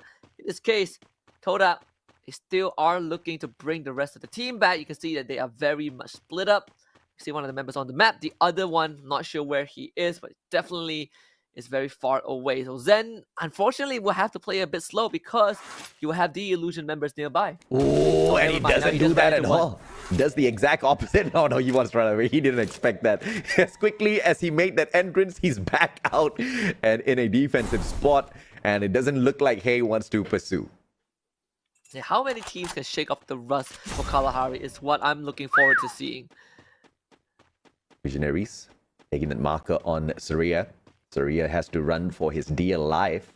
And if he does keep a close proximity with the rest of his team members, that could be either a good thing or a bad thing. Good thing is in he's got a little bit of backup. Bad thing is in that marker on him will lead everybody to his squad. So it's going to be game time here for Team Illusion. And the worst part is that they don't have the full squad with them. Visionaries, they're not too worried. They're playing on the edge of the map. No teams will want to run to the edge of a map to find elimination. So in this case, they, strategically, they are in a slightly better spot. But for the Illusions, they are running straight into the Tiger's den. They're running straight into the circle. This could prove to be fatal. Axis Esports finding a good bunker here. Who's next? In the compound, just to the right-hand side. You look at the positions Who's next holding on to. Really decent. A V formation to attack and execute a left and right flank if they most definitely need to. But open grounds. Who's next needs to be really careful. Speaking of the flank, here goes Let's Go. Cutting down the distance, trying to pull a little bit of pressure from that right-hand side. Yadob joins him as well. Expand dropping from out of nowhere. All of a sudden, we've got a three-way fight and Axis in a lot of trouble. How is Axe going to do with this? So Phoenix does have the grenade launcher to try and flush Let's Go out first. Luom Nauta dropped in by Shinon. Phoenix actually getting the tag. Shinon ends up going down. And now Axis Esports, they have a good chance to follow up. I believe they also see Tress coming in from the other side. X-Roy slowly pushing forward. Shinon is already eliminated. Yadob is not going to even have a chance. Completely caught off guard. Let's Go now starts to retreat, but unfortunately Manon4 is going to dash into his face with the shotgun. Let's Go is not going anywhere, unfortunately. There's 3 down on the side of Who's Next. Oh, this is such a high potential roster. Axis Esports, so whoever who devised this decision to go in for the re-roster and pick up these superstars needs a raise, because this time the brand is definitely going to be in the grand finals and also make a lot of noise when they are there. Axel finding Surya on the outside rotation will be able to end that travel real quick. Who's next? Backing away as they drop Shinon as well as Let's Go. All thanks to Phoenix as well as his grenade launcher. Tress and Yadob looking for that purchase right back. They've got a vending machine to play with here, but Freedom Rumble should be in a fantastic position to drop Tress out of the equation. Backs away. Great play. That grenade could have caught him in a bad position. Yeah, and now Axis, they gotta take control of the entire area. And to echo your point, a lot of teams, when we talk about reformations, they just pick up another squad. Yeah. A very few teams are willing to let go of their current squad and piece together players from different teams with different histories. I think Axis is one of the few teams that have done so. Expand is a very clear example of that as well. Off the top of my head, Axis so far, now they take control of the entire Bayfront. They only have one squad, which is GRX around them, but look at how Axis are playing this perfectly. They are not under threat at all. And most of the time, organizations just don't want to take on the responsibility of helping the team find that great rhythm in terms of chemistry, teamwork. So Axis taking a great big disadvantage as well as extra work on their side. But if they can pull it off, this roster should be able to go a super long distance, which will, of course, benefit the brand in the long run. So this is a great investment. Once again, whoever who made the decision needs a raise, because I love what's happening. Chessmen on the long flank, backing up the rest of the team members, and they can decide to use the sub as that elevation to torture the lives of No Life on the left-hand side. Who's next on the other hand? Gonna have a guerrilla rush here. Oh, no. And Tress and the Bison still wins out the first gunfight, but how long more? M1887 wrap around. Tress playing it decently. Finally drops as 2 players flush him out. GRX fighting a straggler on the side of Who's Next, but thank goodness that they're still in this game. Toby is leading out to the blue, so let's find some room to heal back up. Fikri unfortunately gets tagged by Chessman. This guy still got it in him after so long. Visionaries getting a very easy opening elimination. Now Riz finds himself just behind this very small boulder. Not much cover to work with. It's only a matter of time before Visionaries find him. It's such an annoying sniper to deal with in the current meta as well. The M82B, you use a glue wall, it pretty much is useless. That's why Rise hiding behind that boulder, but Chessman finds him yet again. Great flank on the right-hand side. And that's for the fourth elimination for the Visionaries, as their vision is to rise up to the top of the leaderboard by the time they are done with today. 4 eliminations already. Going strong for Visionaries. Gotta keep that up. The team with Chessmen overall has historically been a more expensive team, in a sense that they need the high tier equipments. They're like Apple users. You need the high end stuff to really function. But when they get going, they can do some damage. No tactical intakes on the other hand, about to face the wrath of Todak. Pretty uneven, especially not in the favor of Todak. Then goes down first. 2-speed finding Raja. That's already 2 down on the side of Todak and ITX. Finding space for themselves to heal up. And Todak, as fast as they start to engage, they also disengage just as fast. 3 members go down.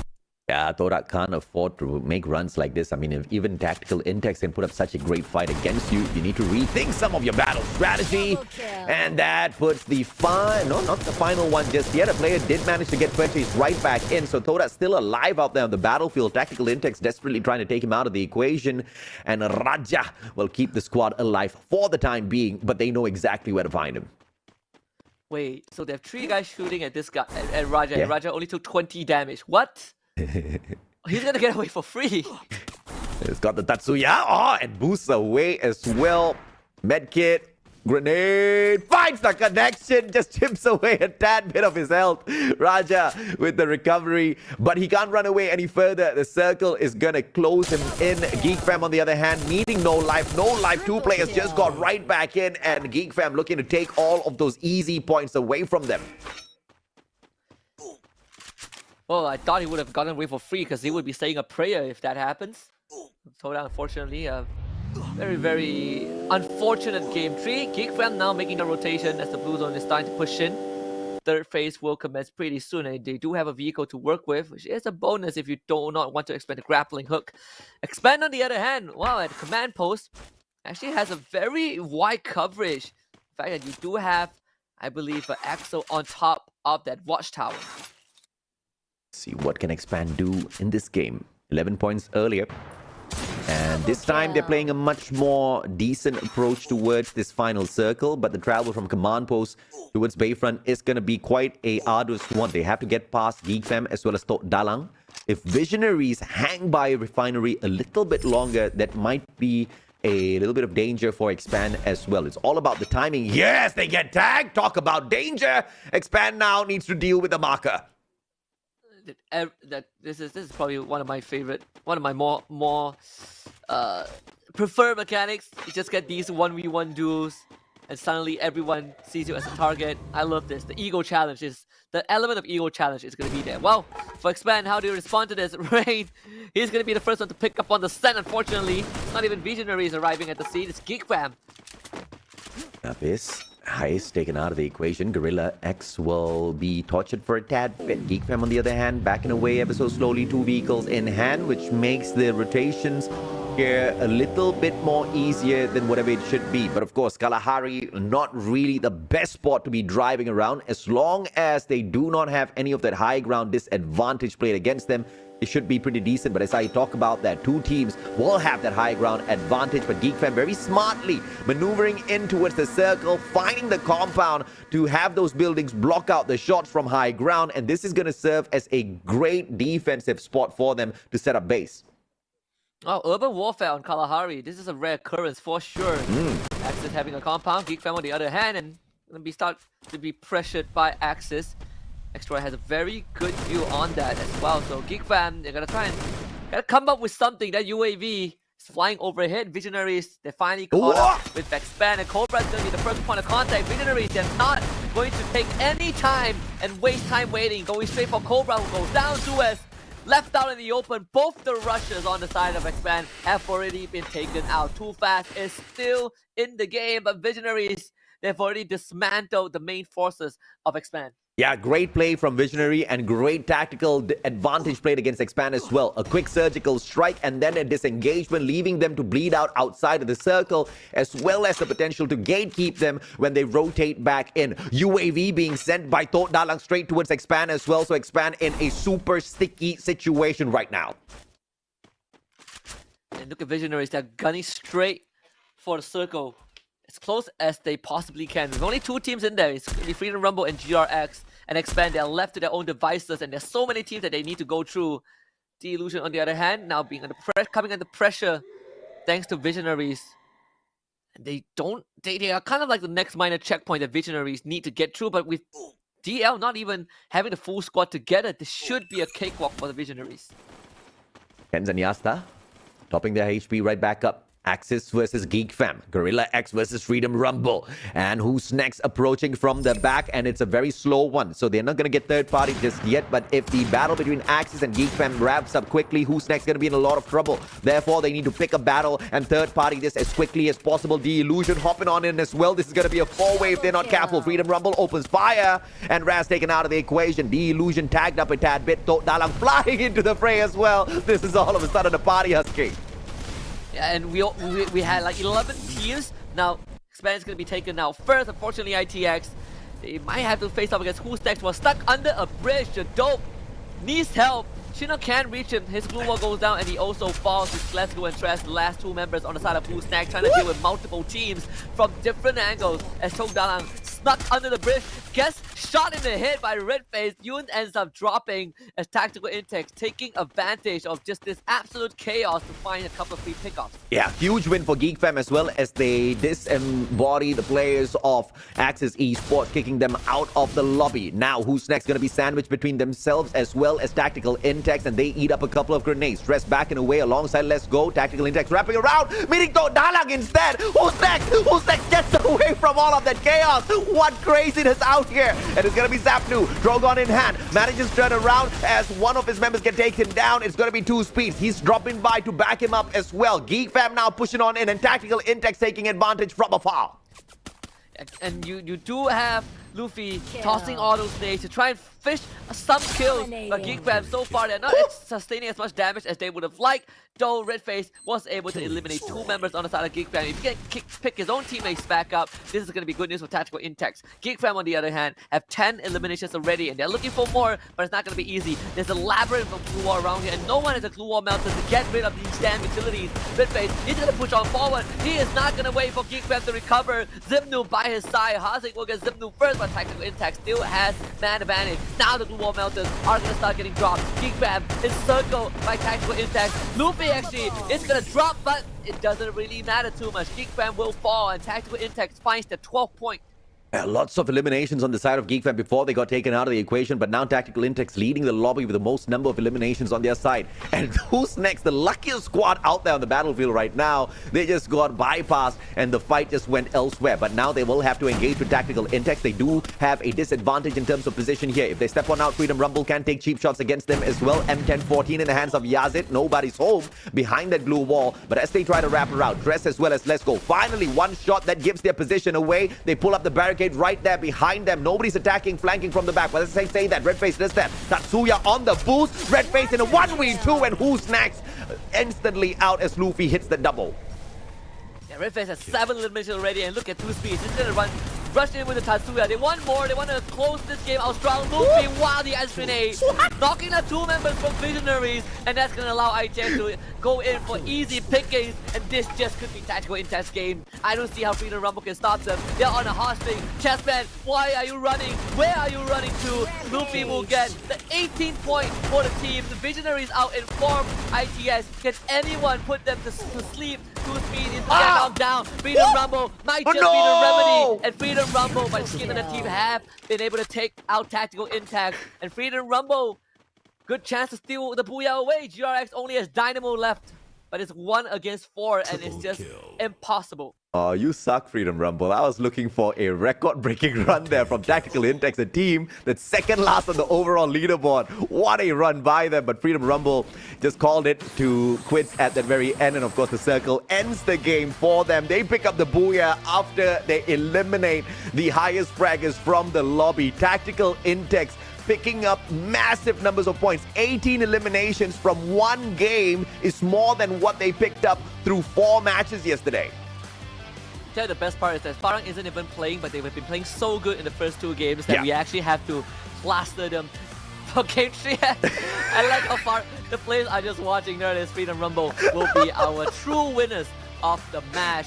And to be very fair, they did get rid of Tactical Intex, but in the game of Free Fire, if you're in a position that Tactical Intex was in game 3, you are completely fine not getting this booyah. You finished 3rd place, that's 8 points plus 18 elimination. That's 26. 26 points off of 1 round. That's solid, man. 26 points off of 1 round. Thus far, they've had 28 points from all of the games played. Tactical Intex did not have a big game. They had a massive run on that matchup. And I don't even know how they did that. I mean, obviously, the fight against GeekFam, that was a lucky one, right? They were in the greatest of positions, just lobbed grenade after grenade after grenade. But Tactical Intex is not that team that you usually look to for great mechanical gunfights out there on the battlefield. But yet, apart from all of the lucky fights that they got, Husky, they still managed to pull off some phenomenal engagements today in this match. Yeah, and it's all, thanks to kind of the proactiveness, right? 2 speeds, red phase, and I mean these 2 guys have been doing such a good job just taking these engages, not waiting it out, because a lot of times we've seen teams, they get caught in a deadlock and they start to slow things down when you don't really need to, right? When you have the advantage, just push the envelope and find those eliminations and reset as soon as possible. Tactical Intex, they understood that. They went in, found as much eliminations as possible before they dropped out. That makes this game 3 very, very worth it for the team. And this is the version of Tactical Intex that we saw at the Grand Finals at Season 5. Remember, they barely made it out of the group stage. They got into the finals and they picked up the 4th spot. They almost got a podium finish. That's how crazy Tactical Intex was in terms of performance for Season 5. And this game, this is that version of them. But the issue with the squad is just that pure inconsistency that comes out. This is what they're capable of, but it's not the version that we get to see all the time. If we do, can you imagine how exciting MCPS would suddenly become?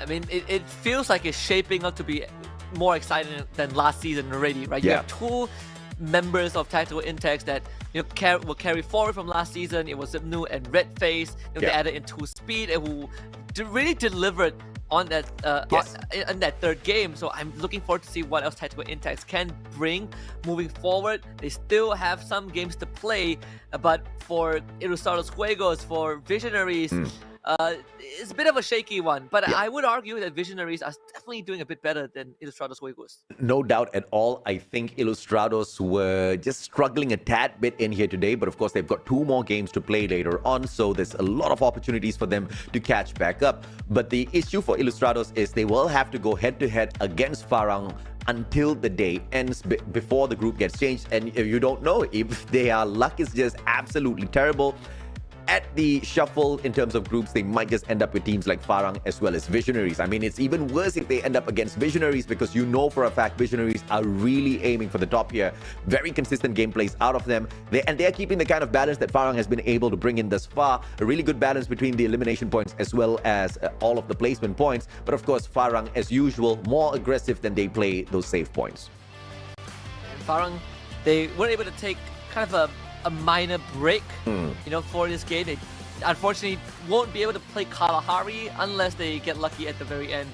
But at least you look at some of the other teams who are playing without the presence of powerhouses like Farang, they are still able to hold their own, and that is a good sign, right? Because more often than not, we see top-heavy groups, and when the heavy hitters are not playing, the other 2 groups give us very messy, very slow games, and it feels very unrefined. So in this case, I think the overall quality going up really comes down to if all 18 teams can perform at almost the same level.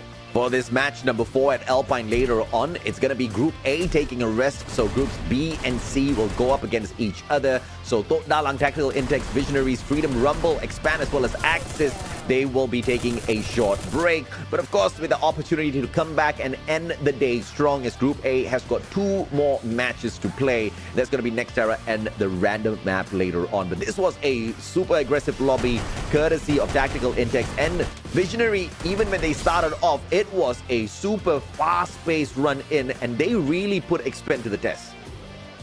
And this was also a slightly slower paced round right up to the end, right? We had like, what, 10, 11 teams. And when the chaos started, it didn't really stop. Look at how Tactical Intex fought their way through. They positioned themselves so well. They were picking off a lot of stragglers, and they were never really putting themselves in the face of danger up to this very point. But even then, you have Redface consistently backing his team out. Goofy also with the grenade, making life an absolute hell for Geekfam to work with. And the advantage, of course, was the throw gun in hand. Multiple players picking up the exact same gun. That shotgun is running the lives of those other players 6 foot under in the current season. Who's Next had a great run, but they played it way too safe. They could have taken advantage of all of that chaos a little bit earlier, maybe walked away with a couple of extra points, but that just wasn't the decision made. Tactical Intex, who did take the initiative to do so, walked away with a massive number, a total of 18 eliminations, solid on the placement points as well. But Freedom Rumble, the team that eliminated Tactical Intex, they are the ones who took the MVP. Of course, the Group M is the team MVP and the individual MVP for Asta with the 4 eliminations. Asta, you cheeky little boy, could have been 2 like 8, 9 eliminations, but no, you had to ruin it.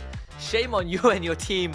But in a serious thought, Freedom Rumble, I like how they took advantage at the end for this game. This is a brand that has been around for the longest of times, and crazily enough, this was one of the few teams that pioneered the run at your face and think afterwards meta, right? They were very, very, very aggressive when this organization first joined Free Fire. There has been changes over time across the 6 seasons, and the identity has shifted a little bit, but it's good to see that Freedom Rumble is still in the scene. Team MVP with 23 points with 11 eliminations to top up the Booyah. Decent number of points. 11 eliminations alongside a Booyah is one that we'll definitely allow to pass through the checklist in terms of what they were able to do out there on the battlefield. Match standings wise though, Tactical Intex do sweep away the number 1 spot with a total of 26 points, 18 eliminations, and they didn't even get the 2nd place. They walked away with the 3rd spot and 8 points. So great play from Tactical Intex this time round. Visionaries, as usual, consistent with their approach towards that final circle, and their strategies have been paying off really, really well. 14 points this time round, and Geekfam is showing a totally different side of themselves in day number 2, showing up 14 points instead of finding those low frags down at the bottom. Unfortunately, Toda has taken this spot. Yeah, Toda, Expand, Axis, definitely not a good game at all. And Axis, they actually got up to a slightly solid start, right? They had a good control at a compound, and they were rotating, pretty decently, but they just kind of tripped towards the mid game, and unfortunately didn't recover from that.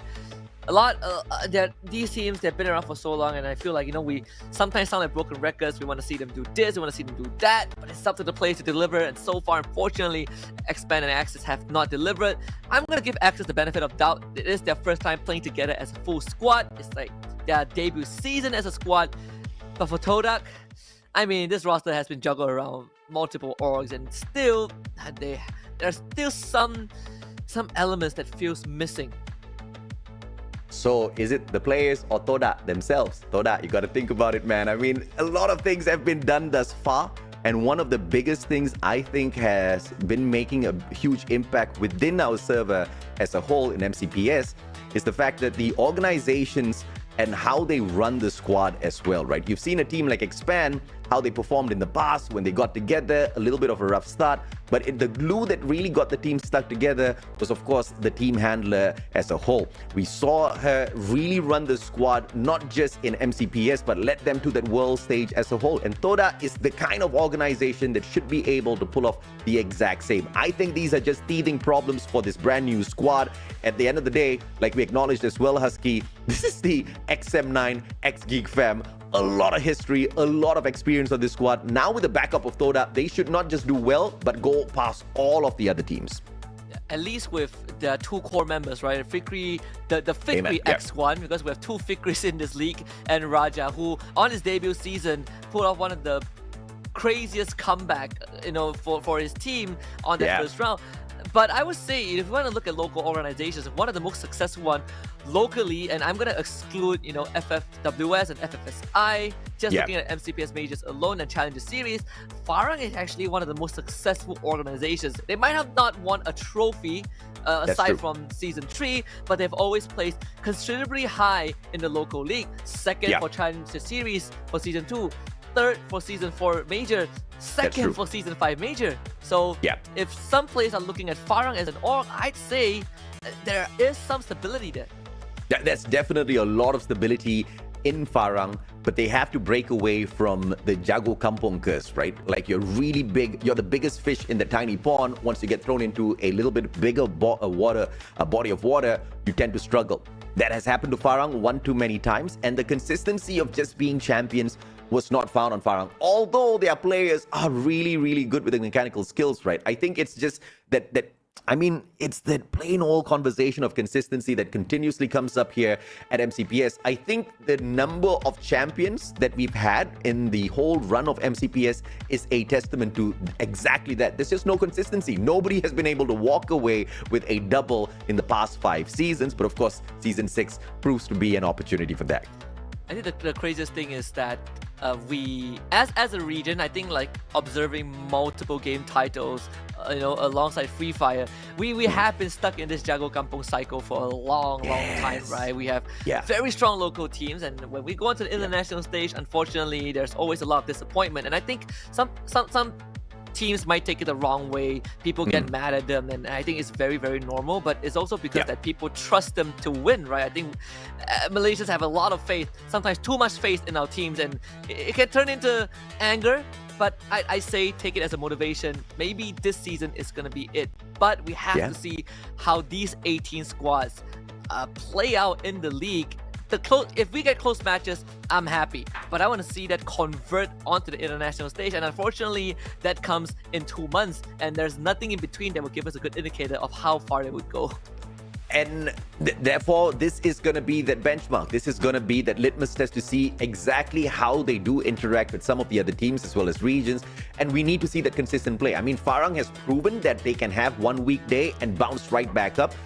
But if you are going to be the team that represents MCPS overall at the Free Fire World Series, such inconsistencies will prove to be the eliminator. They will prove to be the factor that keeps you if you are in the play-ins.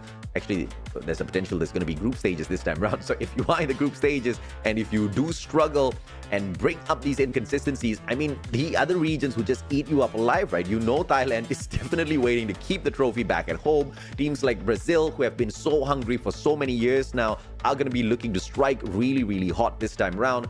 And MCPS just hasn't been able to show the quality just yet. But maybe, of course, things will turn around little by little this time. We have seen a lot of improvements. And if this continues, there's a higher chance. And with Expand, making a, losing Xroy and having Zue step into the main roster, Farang is the second team after that made an adjustment to their roster after more than a year, right? Bayat left the team, and then they brought in Fires at the start, around March this year. They didn't put him to play during the major, I think. I could be wrong, but I know for a fact that during FFSI, we didn't see too much from the side of this guy, but he definitely has been stepping up. So when you stick with the roster for so long, I always believe that you get to make something out of it. And I think maybe Farang can reach the peak this season, right? They have been first, they have been second. We know they can do it. I just think Farang is just filled with it's a squad filled with boys who want to have fun. And I totally get it. They're all gamers. I want to have fun all the time too. But there are just some times where they really need to get serious. And those are the times where they're having a lot of fun. And usually it's followed by great success, right? They win big at MCPS, they get to a bigger stage, and then they stumble because they are already in the clouds. Perhaps if they can keep their feet grounded this time around as they move on to the top of the leaderboard and dominate, we will find a better squad out of them, but a lot of maturity is going to be needed for that, and a lot of time has been given for the team to grow. So once again, perhaps this time is that time. Base camp is going to be taken over by SL Riders as Farang break away towards docks.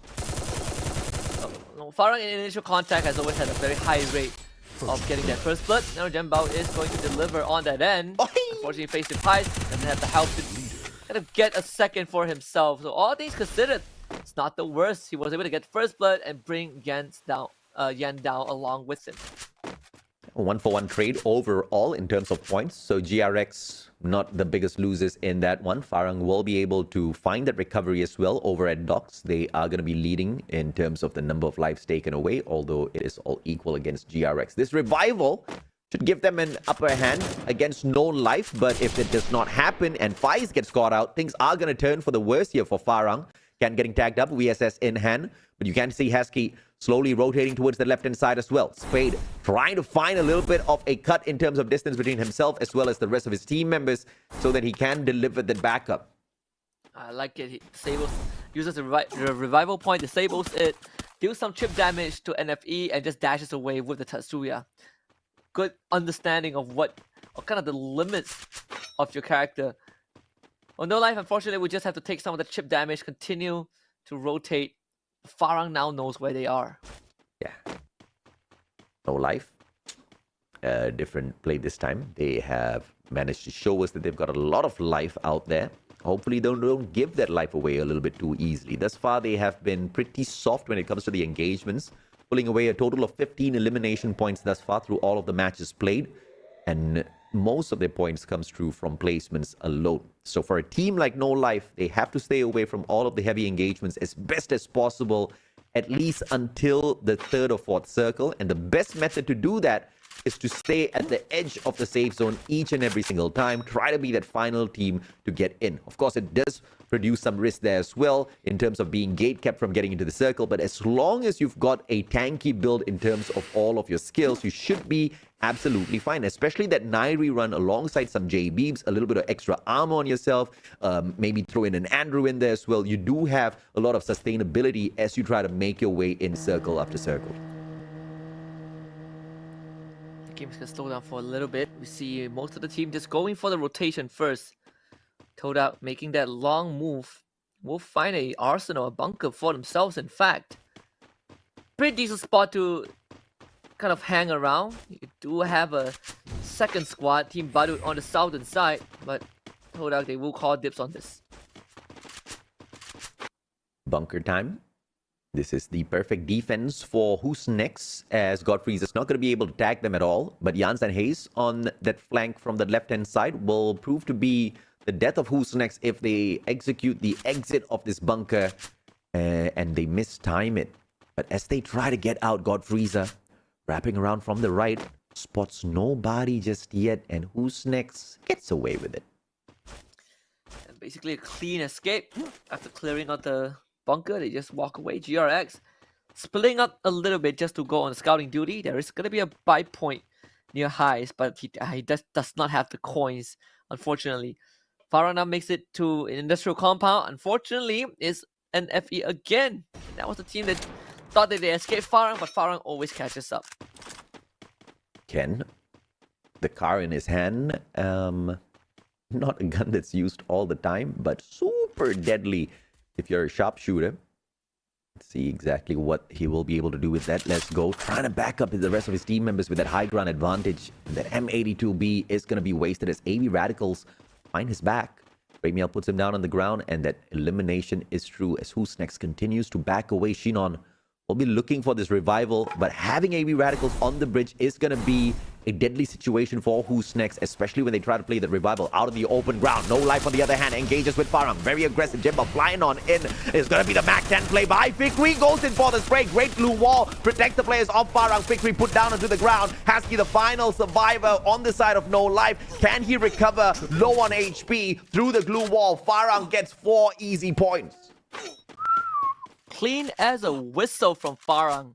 You love to see it. Just unrelenting aggression. So hard to play against it when you are not prepared. A lot of teams, when you face off against Farang for the first time, you are just not used to how all of them are daredevils. They do not care if they live or die. They run at you, they throw their bodies at you, and they win the fight. Farang with 5 eliminations already, and they're going to have a lot of time to reset themselves. AB Radicals now will find themselves face to face with Who's Next, who has spent majority of game number 3 running away, but now they gotta face a team head on.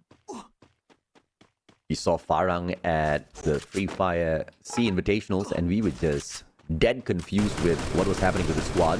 What you're seeing now is just not what we saw back then. Once again, it was like they were in fluffy clouds after being able to qualify, but when they did, just nothing much to show from it. AB Radicals, quick dash face. Both Tatsuyas chasing after each other, and Tress manages to turn the situation around. Trogon in hand, pulls up the barricade, and the glue wall stop his opponent from getting away. Tanamo's gonna get tagged up as well. Shinon attacking from the back. Tanamo responds. Famas in hand. AC-80, courtesy of Shinon. Tanamo down on the ground as Yarub tosses in a solid grenade, and now the numbers advantage for Who's Next.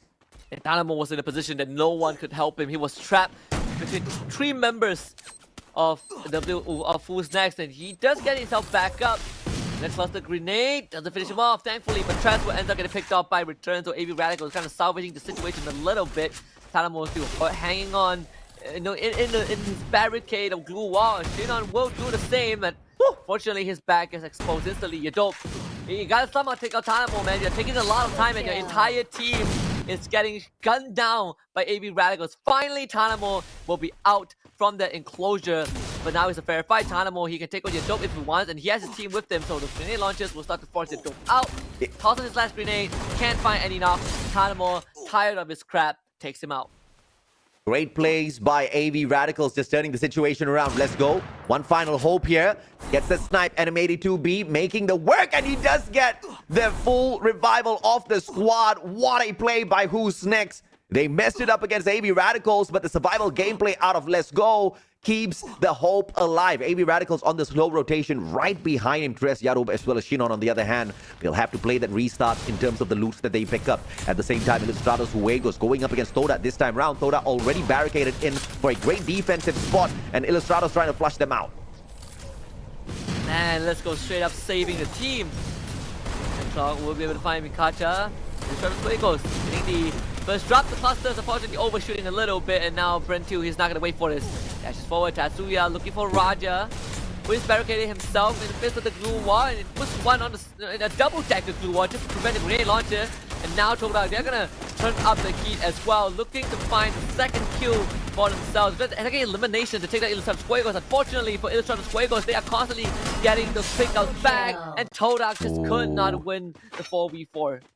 The winning factor here for Ilustrados was that Nairi on the super stack for the side of Ilustrados Huegos, and you see the number of glue walls that were erected there. Every single time those glue walls found bullets connecting with them, Ilustrados were just getting their HP top right back up again and again and again, and that played so badly against Toda, who were not erecting these glue walls, who did not have the exact same setup. Perhaps they can learn a little bit, because that has been the meta of the current season. Playing that Nairi, having that extra stack of the defense out of Andrew, giving the team such a tanky presence out there on the battlefield. Super unfortunate for Toda. Another game where they get 0 points. Ooh, that's going to be rough. I mean, history might be looking to repeat itself like one season apart, and that is going to sting. Especially when you're in the shoes of the 2 veterans on the team. Yeah, man. I mean, Toda's going to be... Toda's now going to understand why it was so easy for Sem9 to pick the squad off of GeekFam. And I don't think that is a revelation that they're looking for. But once again, very capable players on the side of Toda. If they're coached by the right person, if they're coached in the right way, this team can definitely deliver. But can they deliver soon enough and make it through to the grand finals? We'll just have to wait and see. Very few days of play available here at the group stages. Like you said, Husky, halfway point by the time we reach the end of day 2.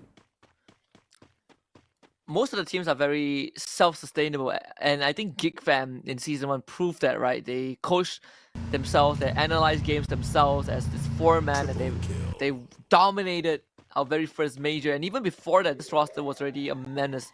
The Exag was definitely part of it. We still have Fikri around. He also was the OG GigFam GigFam squad. Also, guy has won a title under his belt almost 3 years ago. GRX will have control of Forest Red. And surprisingly enough, there will be no contention, at least no teams nearby. SLR also very quiet for majority of this round. They gotta start to spring into action with the illusion in front of them, and Tashila decides to break his ankles a little bit, so loses like half his health with that fall. I don't understand why he would take a risk, but never mind. As long as Hilish is there to help top his HP right back up, Amash as well, this should be fine. But UAV being sent out, AB Radicals knows exactly what they're going to find as they continue moving on into this compound. SLR, they know exactly what to expect as well. Running away, should be able to come across the illusion and their players. Perhaps 3 free points. AB Radicals on the right flank. They're going to stop both the illusion and the SLR at the same time here by the looks of things. Would you walk past SLR? SLR, if they make a move now, they better make damn sure that they at least get 2 from AB Radicals. But nope, SLR gonna play it safe. Revert back to the passive gameplay. They do not have the confidence to fight AB Radicals. But unfortunately for AB Radicals, they don't take any prisoners. Ramiel finding that initial knock already. Damash, unfortunately, just does not get to do too much. And that puts SLR in a very, very uncomfortable spot. They have to cross through Rivermouth to get into the circle. And they're stuck on the other side. Amash actually means joke, I believe. That's in Hindi. I don't know if it's the exact same in Sri Lankan, but of course we will catch back up with my IQ later on as GigFam meets Farang in a deadly situation. Circle leaving them high and dry as well. GigFam cannot sustain the damage. They have to get back in, and Spice drops them. Drops 2 players with the Trogon as well. Yasta circling around, trying to shut down a player from the side of Farang. Can't find much. Erects the barricade of glue walls instead. They do have an opportunity here. Fire is working around with that HP. Nairi as well. Super low. And the circle damages him. Spice again. On the Tatsuya, gets run down by Yasta. Guy was being very cheeky. He saw the gap in between the glue walls and he's trying to really just pepper them with the grenade launchers. If that worked out, he would have wiped out the entirety of GigFam in one fell swoop. Unfortunately for Farang, that is not going to be the case. So at least also after 2 solid games, they're gonna have one where they finish 8th place. GigFam continues to live on. Will be able to make it into the circle, and guess who is in the circle? It's SLR, but not the full team. There's only 2 of them. The Badut hitting from the back, and 2 players will get dropped, and GigFam shows out of nowhere as well as SL Riders get totally flushed out. GigFam will take a majority of those points. AB Radicals, big fight against GRX. Jans with the P90 should be able to make a difference here. Return on the flank from the right, Drogon in hand, changes it to the Woodpecker, gets the Noctanamo, and the Groza Retus with the Drogon. Everybody doing a number on GRX, but now they come across Illustrados as well. Outside of the circle, AB Radicals in a lot of trouble if Illustrados continues to hold them at this position. Yeah, and AB Radicals, they actually have 15 eliminations already. This is such an improvement from the first few games. But they will fall in the hands of Illustrados Fuegos and Compadre from the same region. It's fine. It is definitely a way better game than we've seen for the entire day from them. Now, Illustrados Fuegos, it is their chance to make something out of it. They have been put in a very comfortable spot. TB and GigFam will be the final 2 opponents. Illustrados just need to get about 10 points to take that #1 spot right back. Team Badut, on the other hand, need a solid 15 on their side. Both of these teams in the final circle, but Team Badut doing a little bit worse when it comes to the number of frags taken thus far. Only 4 eliminations to their side. Illustrados doing way better. Those opening glue wall melters are going to be sent out by Illustrados. GigFam on the approach as well as Team Badut do battle with them. GigFam is going to luck out with this situation. TB. We've seen them hold on against the front door assault, but this time they're gonna get peppered from both ends with just magic grenade launches. flank to dash away with Tatsuya, trying a bit of space, trying to isolate these fights. McRory ends up getting dropped first flank. Lovely stuff, finding with those 1v1s, but unfortunately the Shanks come in for the exchange, and Ilustrados Juegos will stem the bleeding for now, while Geek Fam are waiting to just pounce at the opportune moment to secure the first booyah for themselves today. The Shanks pressured from afar, and all those blue walls are getting penetrated by the weapons on the side of TB. But golden play here by Ilustrados. They leave the team high and dry, and now Geek Fam has to deal with TB as well. That's going to be the distraction so that Ilustrados can then turn their focus over to Geek Fam. This is just a masterful play from the Filipinos here out of Ilustrados Juegos. But Geek Fam, on the other hand, changes their position, and then they drop the glue wall metals on Ilustrados, so this is an all-out open battle. Shanks dropping Kent, Hazik trading out Friend Q, Yasta taken down by Yan, and now all of a sudden the Clouds are getting involved, but Ilustrados Juegos, they clunk out. Hazik need to pick Kens up instantly as Rain is there as well. It is a 3v2 with Lucky, not much of HP, but has those medkits to back himself up. Yeah, needs to buy a bit of time. Lucky, what a shot from afar to find Rain, evening out the odds. It's gonna be a 2 versus 2. Lucky and Yan are both under heavy pressure. Hazik drops, and that one snipe from afar will allow Team Badu to close it out. Lovely stuff. New kids on the block. Team Badut, I believe, were the ones that wins the game, get the booyah. But it's okay. Second place, not the worst for Geek Fam. They came so close. But the Clowns, second booyah of the day. I mean, what can I say, man? The consistency out of Team Badut has been mind-blowing. What they have been able to do in the competition thus far has been very impressive. Team Badut, the Clowns, this is their reaction cam. Easy. Honestly, guy on the top right needs to. I've been trying to read that the first time. I'm trying to read that the second time, and I still can't read it. So, gotta find another way. Write it down on a piece of paper or something. Exactly. No, down the brightness of your screen. Since this is the second time, they're smart enough by now, but it doesn't matter. As long as they know their smarts out there on the battlefield, that is going to be all that we focus on. Great plays out of Ilustrados. Multiple eliminations coming through from them.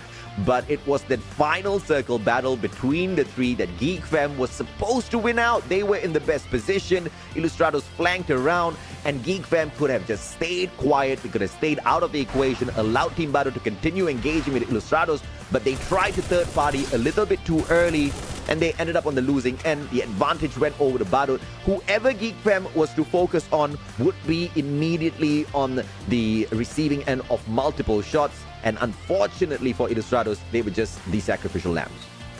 Yeah, and I think overall, Ilustrados Juegos and AV Radicals definitely stepped up their game in this map. You know, they have a very slow start. It's good to see them recover in that third map of the day.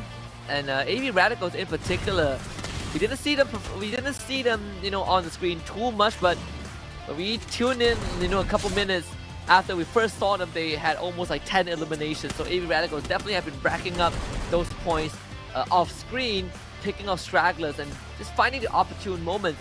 Todak, on the other hand, that's a completely different story. It is a crazy dash for the top here for sure. All of the teams trying to do their very best.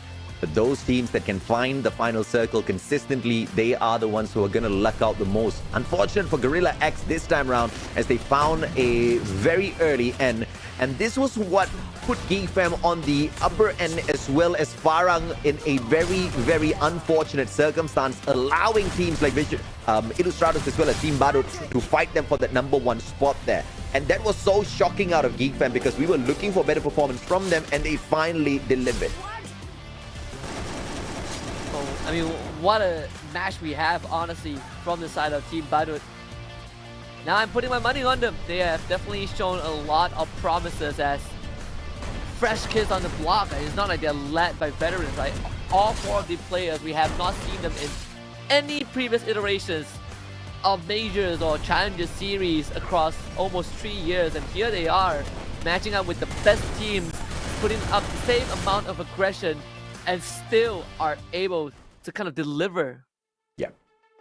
I mean, as long as they're able to do that, then we're going to have a very exciting run here. Once again, it's a very compressed version of the MCPS Majors, so you have to bring out your best of performance match after match. Of course, it's going to be a lot to ask for. The rules of RNG still do interfere with the game overall and puts you at a tough spot. You just need to be the best decision makers out there on the battlefield, and the decisions made by teams like Illustrados as well as GeekFam this time around seem to have checked out.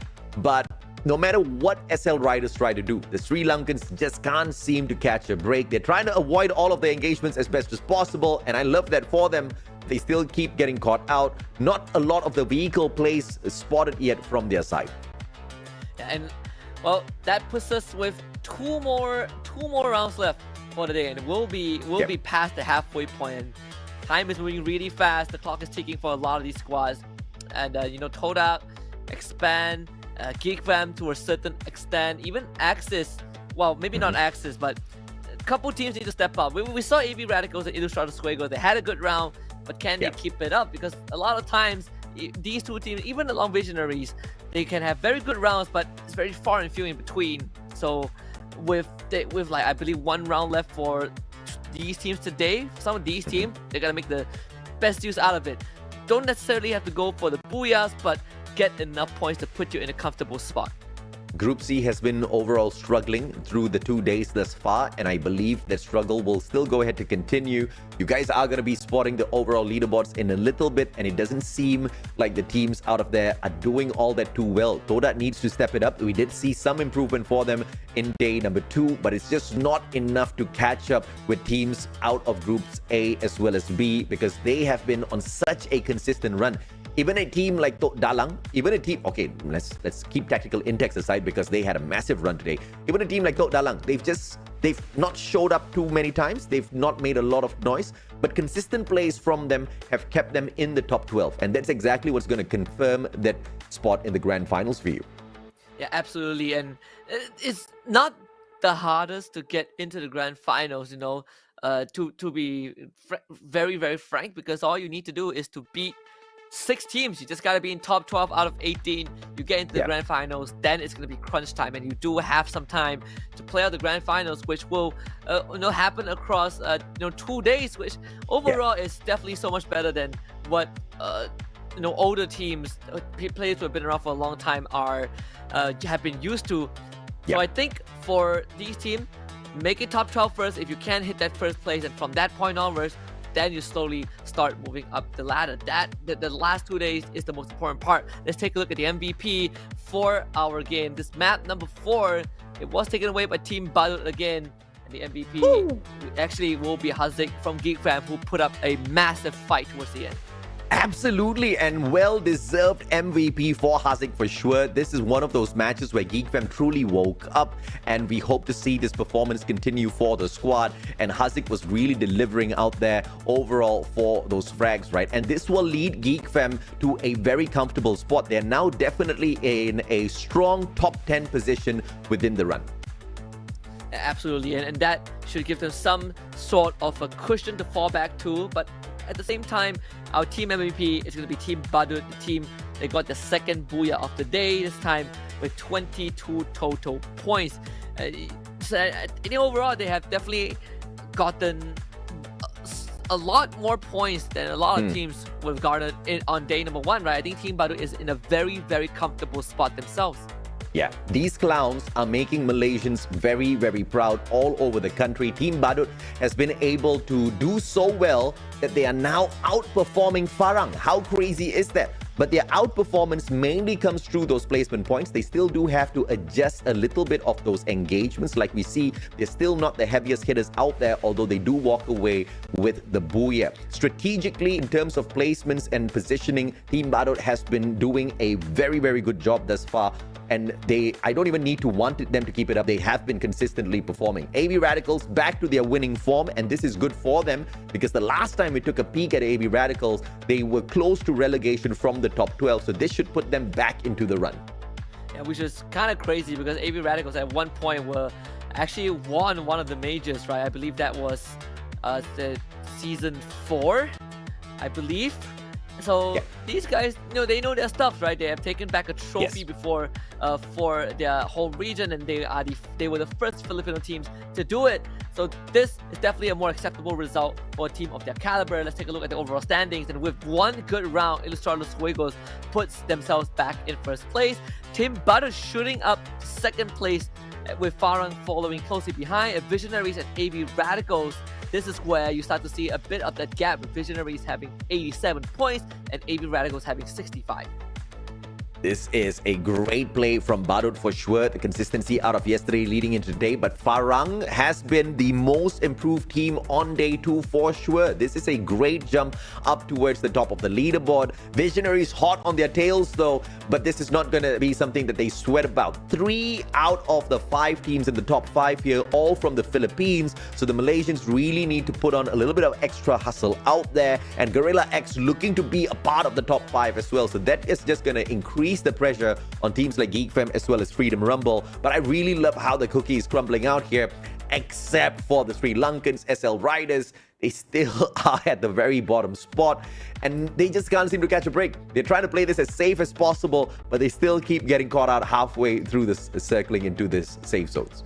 Yeah, I've seen enough of games in MCPS to confidently say that playing safe here is definitely going to be your undoing. We have seen a lot of teams attempt to do that, whether you are a Malaysian team, whether you are a non-Malaysian team. Teams that play safe, you usually get feasted on, because we always see examples of how aggressive teams, they love teams that don't respond to what they do. They love teams to react because it gives them time and opportunity to plan out their moves to catch you off guard. And I'm not expecting, SLR to suddenly just go in guns blazing. I still think that they have a lot of catching up to do. Last time we saw Sri Lanka play in season 4, we did agree that they need a year or two to kind of get used to things. But I would like to see things that they can adjust to have a bit more proactiveness instead of just playing 100% passive, because I think that is going to really hurt them in the long run as a team and as a region. With that aside, we're going to call for a short break, and when we return, we have 2 more maps to play, and we'll also spin the wheel for map number 6. We'll see you then.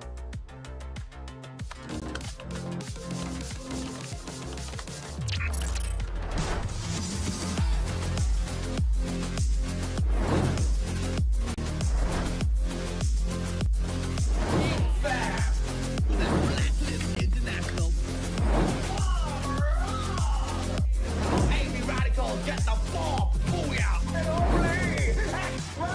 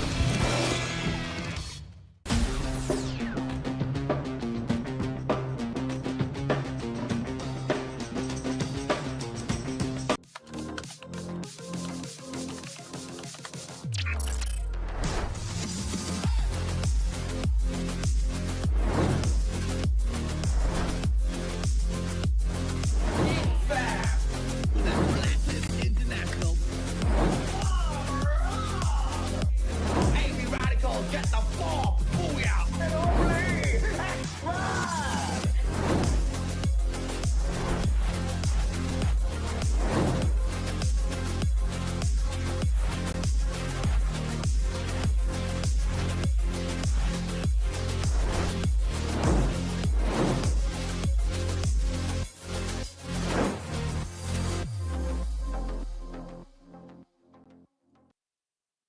Welcome back to the MCP Majors Season 6, and the conversation will go ahead to continue with where SLR Riders left off. They haven't really been able to perform thus far, but this is their final opportunity to really bring in some of those adjustments and up the ante, up the aggression as well. My name is AJ, I'm the Mustachio, down here with Husky, your casters for the day. And Husky, thus far, the action seems to have been turned up a tad bit from all of the teams that we've been expecting more out of.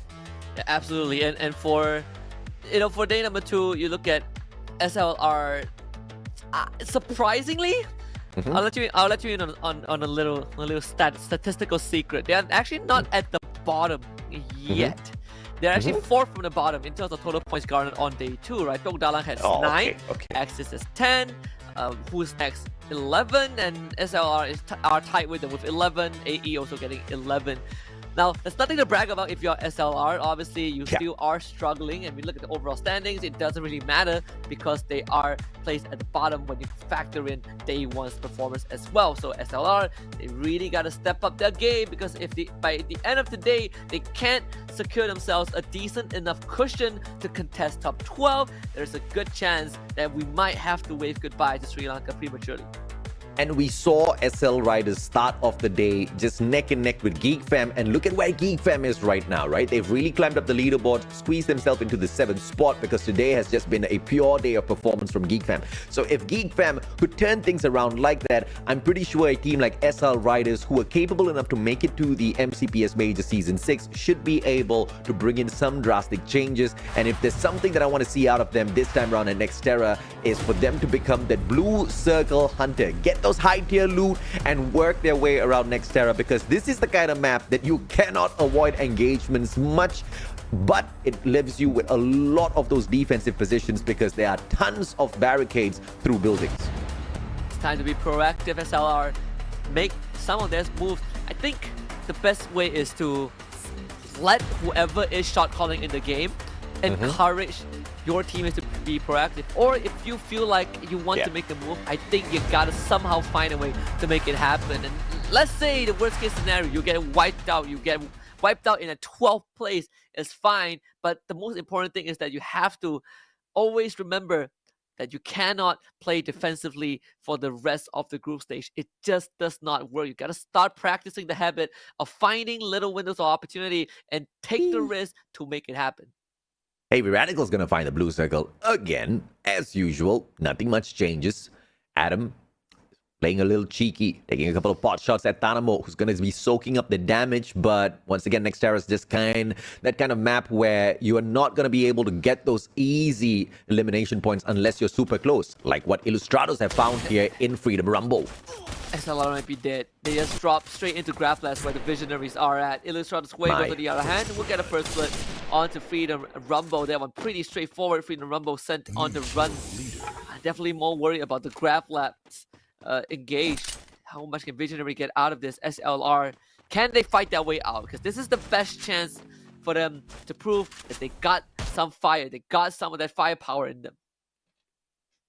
Well, Visionaries are obviously aiming for the top. That's exactly what their vision has been all throughout the day. Let's see if or not they can catch back up and use SLR as that launch pad for themselves. But SLR stuck in very deep in Grav Labs, and the disadvantageous positions for Visionaries. They split off into a buddy spot, a 2-to-2 split, similar to what SLR has, in a tighter compound. And SLR's not looking to make things more difficult for them. They're staying well hidden away from all of this action. Eventually, they'll have to make that first move. Twix already saw Tashila. Oh, the back of his skull exposed. That's an easy knock, unfortunately. Nothing much that they could do about that.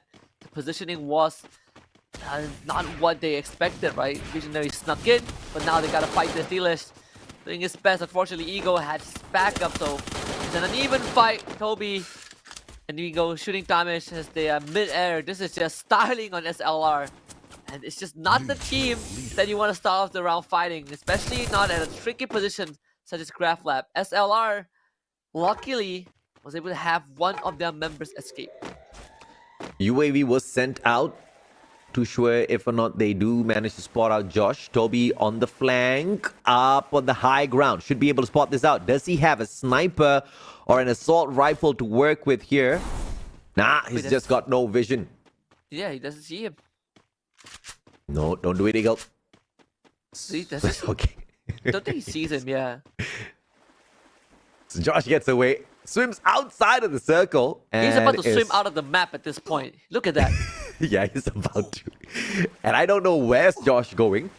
But he needs to go back eventually. Is there like an invisible barrier at the edge, or you just straight up die when you cross the border? You know, that's what I want to find out. you do take the damage, and then you get kicked out after a few seconds of idling. So hopefully that's not what happens to him.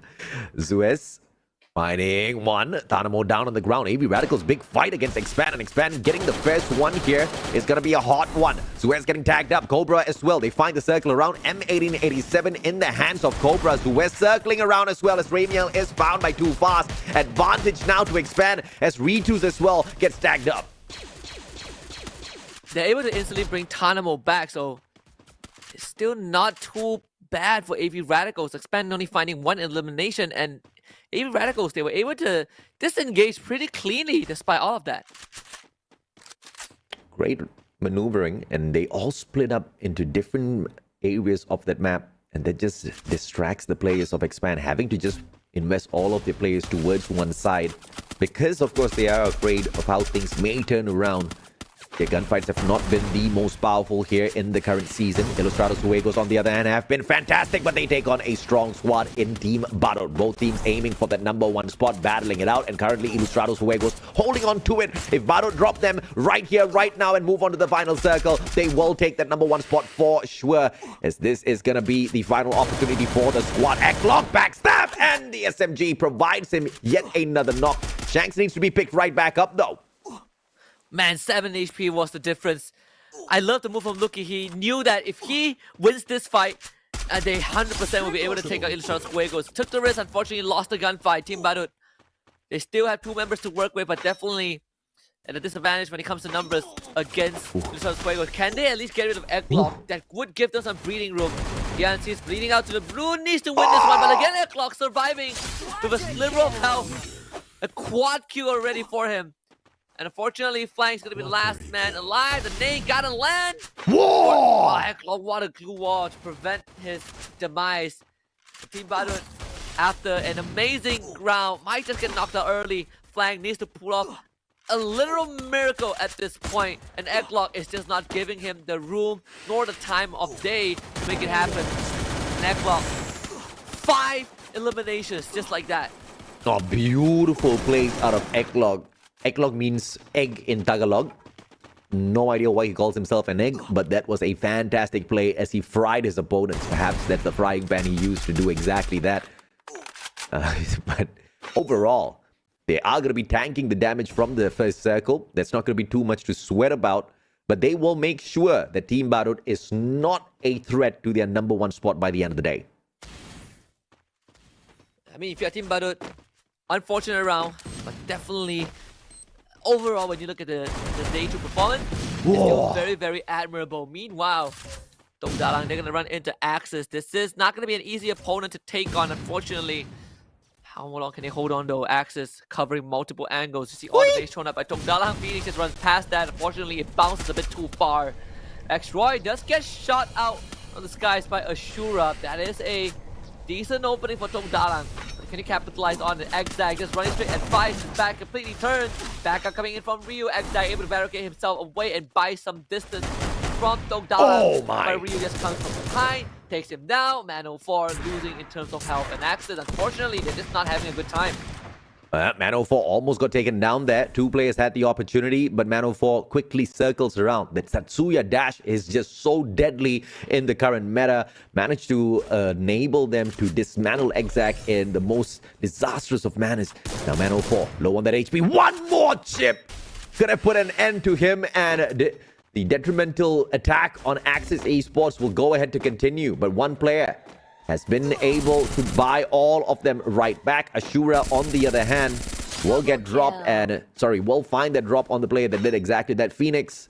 But the job has been done. Axis Esports survives that onslaught. Just hanging on by a thread.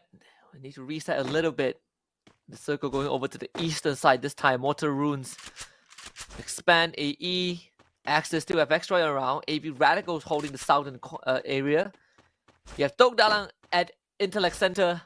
It's going to be a tough one for them. Tactical Intact. In fact, they have the left bridge guarded. And Freedom Rumble will guard the other checkpoint. Illustrados playing the slow approach towards the safe zone. This is going to give them a lot of time to continue looting up. This circle's just not going to hurt as much as the third one, so they still can skirt around and play with danger for the time being. On the other hand, Expand already in this next safe zone, but not in the most advantageous of positions, but they do have a little bit of that bird's eye view to work around. AE spots the threat right in front of them as Expand sends out one player, breaking away towards the left a little bit too far, and I believe that's going to be Zuez. Can't be playing positions like that because it will put Expand in a very unfortunate situation if at all they do get attacked. SLR breaking up apart as they find the safe zone. Oh, AE. They are sticking together. You see if Expand can catch them. Zuez is going to lead the charge. Adam. He's going to lead the rest of his team. Going to drop down from this bridge. That means Expand. They are going to have high ground advantage though. AE will have to navigate this very carefully. It seems that Expand actually can't find him. Just a couple of pot shots off, but AE will find themselves running straight into Axis. So still pincered on multiple angles. Expand actually decides to follow, and AE might have just ran into their own deaths at this point. Let's see if or not they can get out of this sticky situation. Expand! They will be able to start things off hot here. And AE Sports will be in a lot of trouble as they do back away from the first attackers. They will fall to the next predator. AE, Adam as well as Razik circling around. Axis Esports hungry, and they will get to feast. AE Sports unfortunately just at the wrong place at the wrong time. Out in 10 spot. Nothing much that you can do about it. And for Axis, I expected them to get a bit more from that. But all things considered, at least they are still in the game. So Visionaries now will make their rotation with the launch pad. Putting them a bit closer towards Expand. Moving in Expand's direction. 5 eliminations for the Visionaries. Let's see if or not they can get away from the devastating attack of Tactical Intex. We saw the wrath of the squad earlier on in that previous lobby, but this time a little bit of a silent approach towards the final circle. Roy gets knocked down onto the ground. Rabiel finds Shanks. AV Radicals up against Ilustrados Juegos. This is going to be deadly. Axis finding Tok Dalang as well, and Tok Dalang off to a fantastic start, and this is going to put an end to that one player. The rest of them just way too far. In the compounds of Ilustrados Juegos is the other player from the side of Axis. Exec might just be the final surviving player who gets away and that opportunity to bring back the rest of Axis again. They have no choice but to hunker down, but with all those glue walls just kind of popping out on top, Ilustrados Juegos knows that there is someone, at least some team on top of that bridge. Tactical Intact, they're trying to hold back this assault from Visionaries, and instantly, two Swedes catches one of the Visionaries boys dashing into the compound. Toby also ends up going down. Twix next on the list. Wow! Easily gunned down by Red-Face. Tactical Intact making quick work of the Visionaries, but they also sustain some damage along the way, losing 2 of their members. So the Visionaries get to live another day at Tactical Intact. They're gonna start to chase for the circle. As anticipated, the heavy firepower out of Tactical Intex just unreal this time round. Red Face catches up with Zapnu. Chessman puts the final bullet in the coffin. What a play. And Ramiel trades out Chessman. AB Radicals sticking their noses in to where it does not belong. And it just ruins the party for them as they do manage to take Tactical Intex out of the equation. Ilustrados Juegos in a very decent spot here. Dalang on the right hand side. And Axe is still surviving through Phoenix. Oh, yeah. All right, what?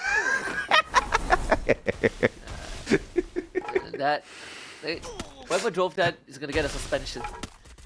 No, they don't take fall damage though, so it's a brilliant play, but it's just super hilarious. Yeah, it was definitely really funny. Well, I mean, if in any sense that physics is applied, they would all just get blown up. All right. If Farang has a chance, I mean, this is their last game of the day, but you know, their first 3 games, they only had one underwhelming one, and even that wasn't, you know, exactly the worst. If Farang gets a booyah in this game, they are in such a good spot. That's such a big brain play, man. Driving off of the bridge, not taking that fall damage, not taking the animation, because if you drop from such a height, you are going to be at a disadvantage. Everybody that's looking at you will get those open frags. And they quickly ran behind one of those barricades, one of those pillars. So that's going to be that lifeline for Farang, and they do find the edge of this next circle as well, and the opposite end of the map is where all of the action is breaking down. The only ones to ruin their play here is going to be Tok Dalang, so Farang needs to find this advantage against Tok Dalang first, allow Ilustrados to do the dirty against AB Radicals, and then hop on in for the final fight. If they do, perhaps another booyah for Team Farang. Ryu, taking some pot shots at AB Radicals, finally attracted some of the attentions from AVR themselves, and Axis Esports will breathe a sigh of relief for now. It's going to be the final stretch for these teams. 5 more teams, in fact, in this tight enclosure of a circle. Phoenix, he would just have to hold on for as long as possible. Ryu actually getting sniped by Egglock. I mean, Egglock has been on fire this entire round. Most definitely has, and he is going to continue to deliver. Ashura down on the ground. Farang, on the other hand, getting the rest of their team members and their HP stopped right back up, all thanks to Nairi and those multiple glue walls erected out in the open. This is exactly why they were stacking, but Jembel now out of those glue walls already, so he has to be a little bit more careful in terms of those rotations, and here comes those grenades as well. Glue wall melts his first, courtesy of Dalang to drop the defenses of Farang, but they do have a little bit of sustainability as they drop all of those glue walls straight towards Phoenix, who's going to be caught with his pants down. Dalang, though, not giving them any room to breathe at all. Go in for the flush as Ramiel finds McRory. All of those battles break down at the same time.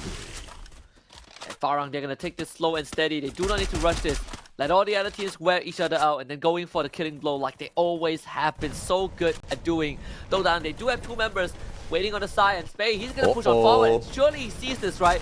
That's free picking for him. If he finds it, that fire is getting picked up already. Unfortunately for Tok Dalang, they just could not get the flank off as Farang was there first. Jembao did get knocked down though, and he does need help. Spade will make sure that happens. Unfortunately for Jembao, he's going to go back down on the ground. They might have to give him away. AB Radicals has been out. Tok Dalang also to follow. And Farang didn't need to do much to get this booyah for themselves. And they secure that #1 spot as they disable all of the other teams. A surgical strike towards that final circle.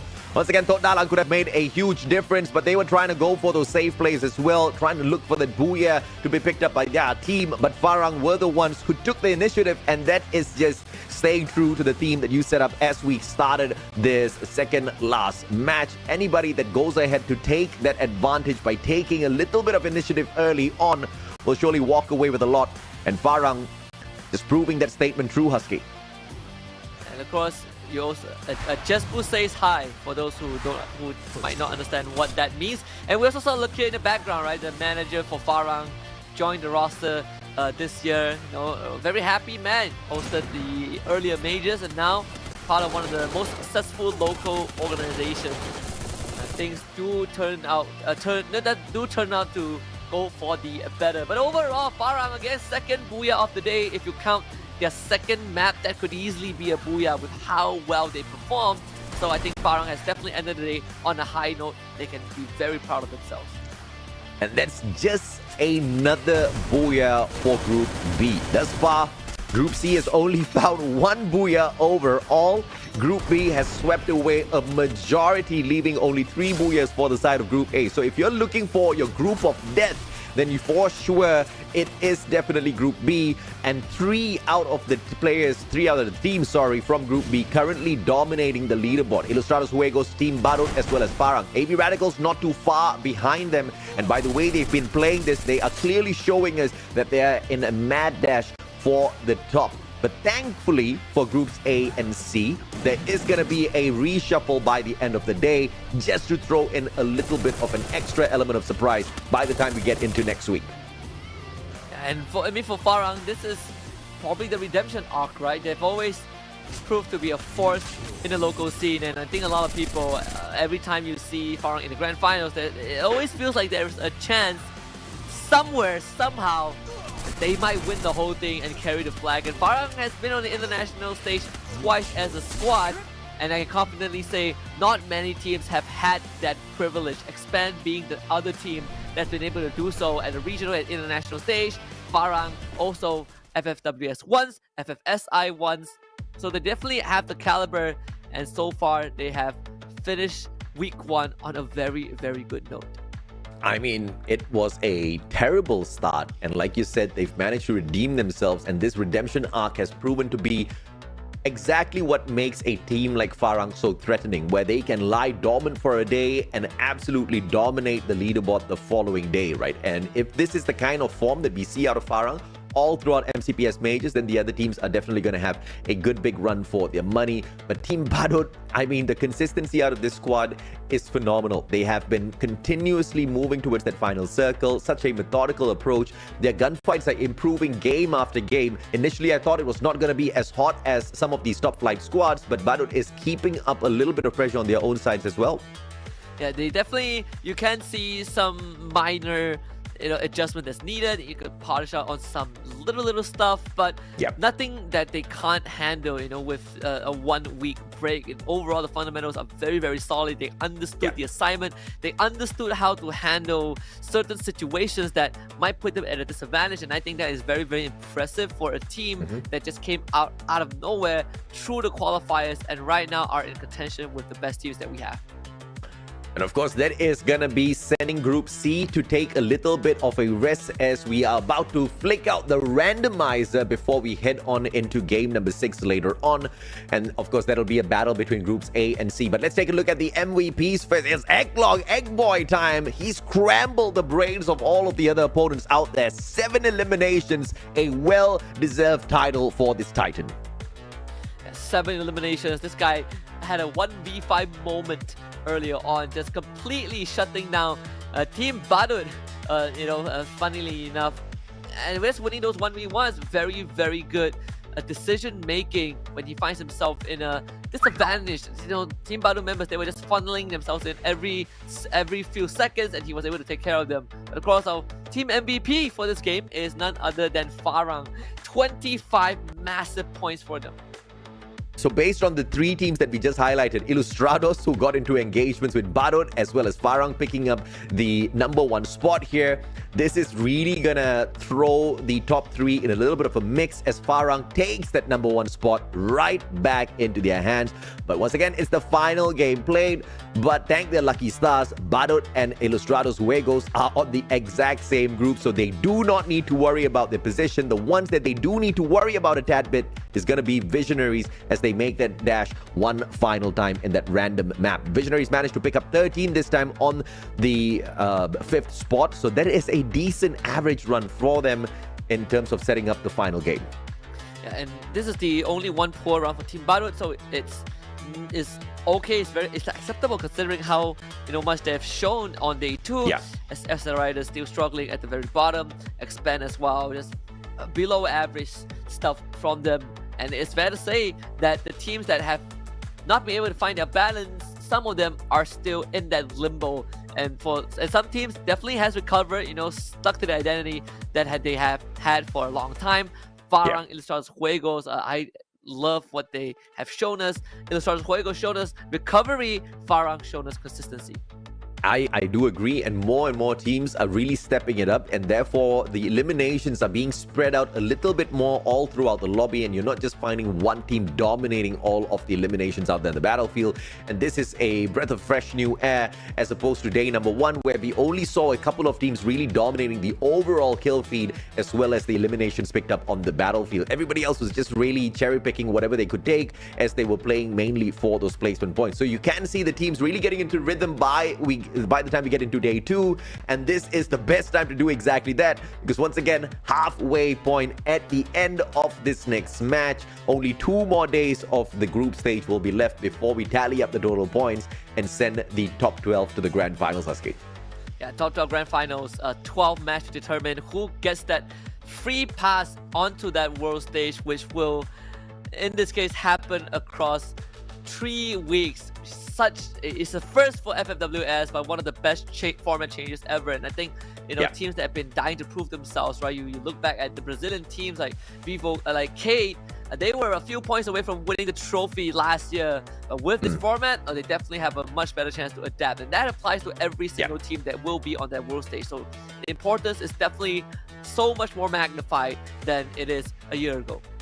And it's just a little bit of a surprising factor here that the 3 invited teams are in Group C, and that is the team that only has, or that is the group that only has 1 Booyah within it, right? So that is something that the invited squads really need to think about before they continue moving on with the competition. And also, a little bit to expand on your point there, Husky, I really love the format of MCPS Majors Season 6, because the number of plays that you have within the group stages, you've got 16 of these matches, and you've got 3 days of finals, 6 maps each day. So you've got more maps to play within the finals in itself, which really ups the ante overall, right? It really is going to be challenging these squads, and everybody's going to be on a mad dash, and we are going to have a lot of fun alongside with the viewers, because what you're getting is the creme de la creme of squads in so many of those heated battles as they make their dash for the top to represent the server overall at the World Series.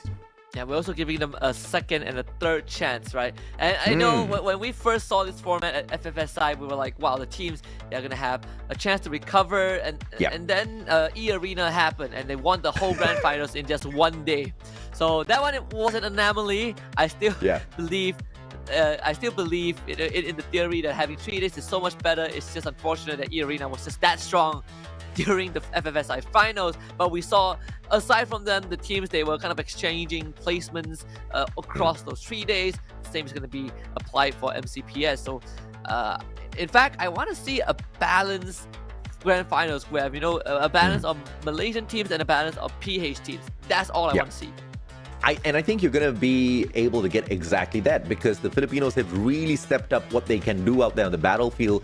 And you're looking at teams like Ilustrados, Visionaries, and AB Radicals barely breaking a sweat as they make the mad dash up for the top, right? Teams like Guerrilla X and all, they are slowly starting to lose the plot as the initial engagements, which look so clean from the side of Guerrilla X, has totally disappeared on day number 2. But as long as we're still going to get the consistency out of teams like Ilustrados, we're not going to have a problem. But only Visionaries now have that opportunity, and we lead ourselves into Kalahari. And this is going to be a challenge, because Visionaries have only managed to pick up a total of 14 points from this map, and that's not going to be enough to get into the number 1 spot back.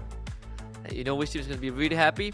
Farang. This is their map. They're going to love it. Well, I mean, Farang, I think Farang are done for the day. So which is pretty unfortunate, because we had 2 Kalahari maps and they don't get to play any of it.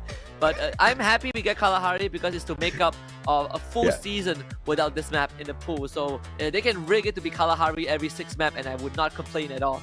But for the teams that are still dusting off their rust because of the absence of this map for quite a while, this is their second chance to make things right.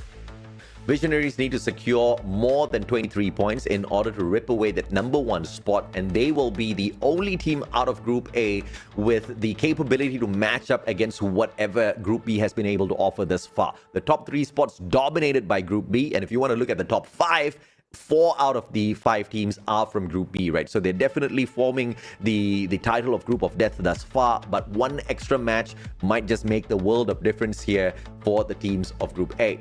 Group C, on the other hand, have not really made a lot of noise. They've been the feeders in the competition, with only GeekFam making the biggest of difference today. And if GeekFam did not rise up to the occasion, I would have so much of questions for Group C at this point. I mean, even when GeekFam was doing well, they also ran into a few of their struggles, right? They are getting heavily contested in some of these games. So it's good to see that, they're not running away with the game like, a lot of teams still were able to do previously. Now, teams like New Bloods, like Team Battle, even for GRX, they are putting up a good fight. GeekFam can't just run in and get these kills for themselves, even though you have players like Yasta, who is very, very confident in doing so. Surprisingly, GeekFam thus far, purely based on numbers, is a very mid-tier team, but not based on their performance off of day 2, because today they were in top flight, right? I think a lot of great plays have been shown by GeekFam, and I think if they can chug out yet another, and then that'll put them in the perfect run now for the top 5. And if GeekFam can secure anything more than 20 points, that's exactly the situation that they're going to be looking for. And there's a high potential they replace AB Radicals in the 5th spot. Be just nice to rip that away from them. And I think if GeekFam can pull something like that off, I think the hope will once again be restored in the fan base. Yeah. Well, we're going to hop into the last game. It's going to be Kalahari, second Kalahari for the day. I mean, again, we have, the group with Farang, the front runners. They're going to take a break for now. One last chance for the rest of the 12 squads to make things right. Visionaries, there's going to be a lot of pressure on them to get as much points as possible, especially when there are some teams who probably have not played Kalahari in a competitive setting. And that, and that could include teams like Team Badu, right? Teams like GRX, especially the New Bloods. We'll see how this is going to play out for them. This is going to be a more skilled fight path, more towards the northern side. So it will affect some of the drops. Todak will be heading towards the maze. You see the Illusions heading down to Mammoth. And Todak's going to have a little bit of action here at the very start as Dalang hot drops them at the maze. Freedom Rumble will have Yazid as well, going out as the scouting representative for Freedom Rumble. So that's going to be putting things into a little bit of a pickle here if the rest of Freedom Rumble rotates around towards the maze to be the third party. Ikacha will be the first blood by the looks of things. Noki wrapping around to help him out. Victory dropped as well as Toda loses 2 players very early on, but these are just knocks. No eliminations just yet. Noki very low on HP, barely has those medkits on him to patch himself up. Uses the only one in hand. Ryu, good glue wall. Noki is going to be pressured yet again. None of those utilities to use. He can only depend on his gunfights now. They should be able to rush him down, no problem. As Ryu finds him. Toda losing 3 members from the very beginning. So this hot drop paying off big time for Todalang. Tactical Intex managed to go on a record-breaking run for themselves. The last time we hopped on into Kalahari, 18 eliminations. Curious to see if they can whip out a similar performance and be the Titans of Kalahari for the season. Dalang looking for the elimination off of Raja. Parafal in hand will get those tags as Yun uses the grappling hook to reposition himself. Raja Tatsuya Boost has got one more to abuse, and he is going to find Ashura catching up with him alongside Ryu. And this is going to be pushing Toda straight towards the vision of Freedom Rumble as well. But luckily, he will break towards the right-hand side and have that hill for cover on the left. So nothing much to worry about apart from Dalang on his tail. And Dalang, you're going to be having a good time moving. Unfortunately for Todak, they won't be that lucky. They are out in 12th place again. I believe this is what? There's the 3rd map in a row where they got 0 points. Super, super unfortunate for them. Tactical Intex, on the other hand, finding almost a full wipe. 4 points already. Pretty unfortunate for Toda. Let's see if or not we can find better days for them. Like you said, man, no points at all the past 3 games. And they started off hot. They started off the day getting that 2nd spot, massive eliminations. And I have no idea what happened to them ever since that point. Pulling a little bit of a Farang on us, living in the clouds, not really able to show up right after that. X-Roy going to be backing away. The aggressive plays will not serve him well if he continues to overextend, and Visionaries will find the Punisher. Chessman, final player though, needs to find that revival point, and he has got the buildings there just to block a little bit of those shots, break the line of sight, and he uses that as a advantage to zoom away. Tatsuya giving him that extra boost. No chessman. Wrong spot, but he wants to play this as safe as possible. And just gotta try and run as far as you can. If you can find a way to bring your teammates back, that would be the best case scenario. If not, you just gotta hang on and say a prayer and hope that you at least get some placement points. And Freedom Rumble actually accessing a bunker, so there's some extra utilities to work with. So it'll be a more southern circle, in fact. You see that the Freedom sub. Rumble. I mean, we might end up at the sub. Refinery is also a good spot. See exactly which side they do pick, because obviously they do need to move, but nothing much to rush for, as this next circle is going to be hunting them down. Refinery is a decent spot if you can handle some of those long-range engagements, but Freedom Rumble just seems to be on a safer play mode as they are trying to get into the top 5. Obviously, this is their opportunity to do exactly that, but it has to be a solid number of points for them, and they are fighting against teams like Visionaries as well as Axis Esports, who are looking for a little bit of a break in the top 5. So heated battles for sure in the final lobby of the day, but Expand seems to be doing pretty well with the loot here in the high to loot zone. I do not need to move too much, honestly. At least for now. Visionaries. Oh, 2 men's left. Actually, I feel like there is a buy point where... Ah, there it is. Just Ben should be able to get one of his teammates back. Deploys the UAV in the meantime. Did he not see the buy point? Should be able to get someone back. Tactical Index is going to be very happy with the initial 4 elimination points picked up. And once again, they set a record for themselves for performance at this map. The last time we saw them play this, massive numbers of eliminations, and we're expecting the same sort of performance this time around as well.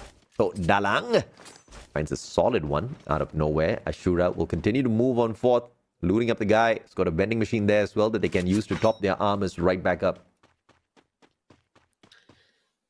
The game is to slow down a little bit. The Illusion is able to bring the full squad back. Kenshin gets revived. It will hang around Mammoth for now. Not in a rush, considering how the circle is moving towards them. All things considered, aside from the very early clash, all the teams have been able to slow it down and be almost dead silent. We're halfway through the round already. Still 39 players left.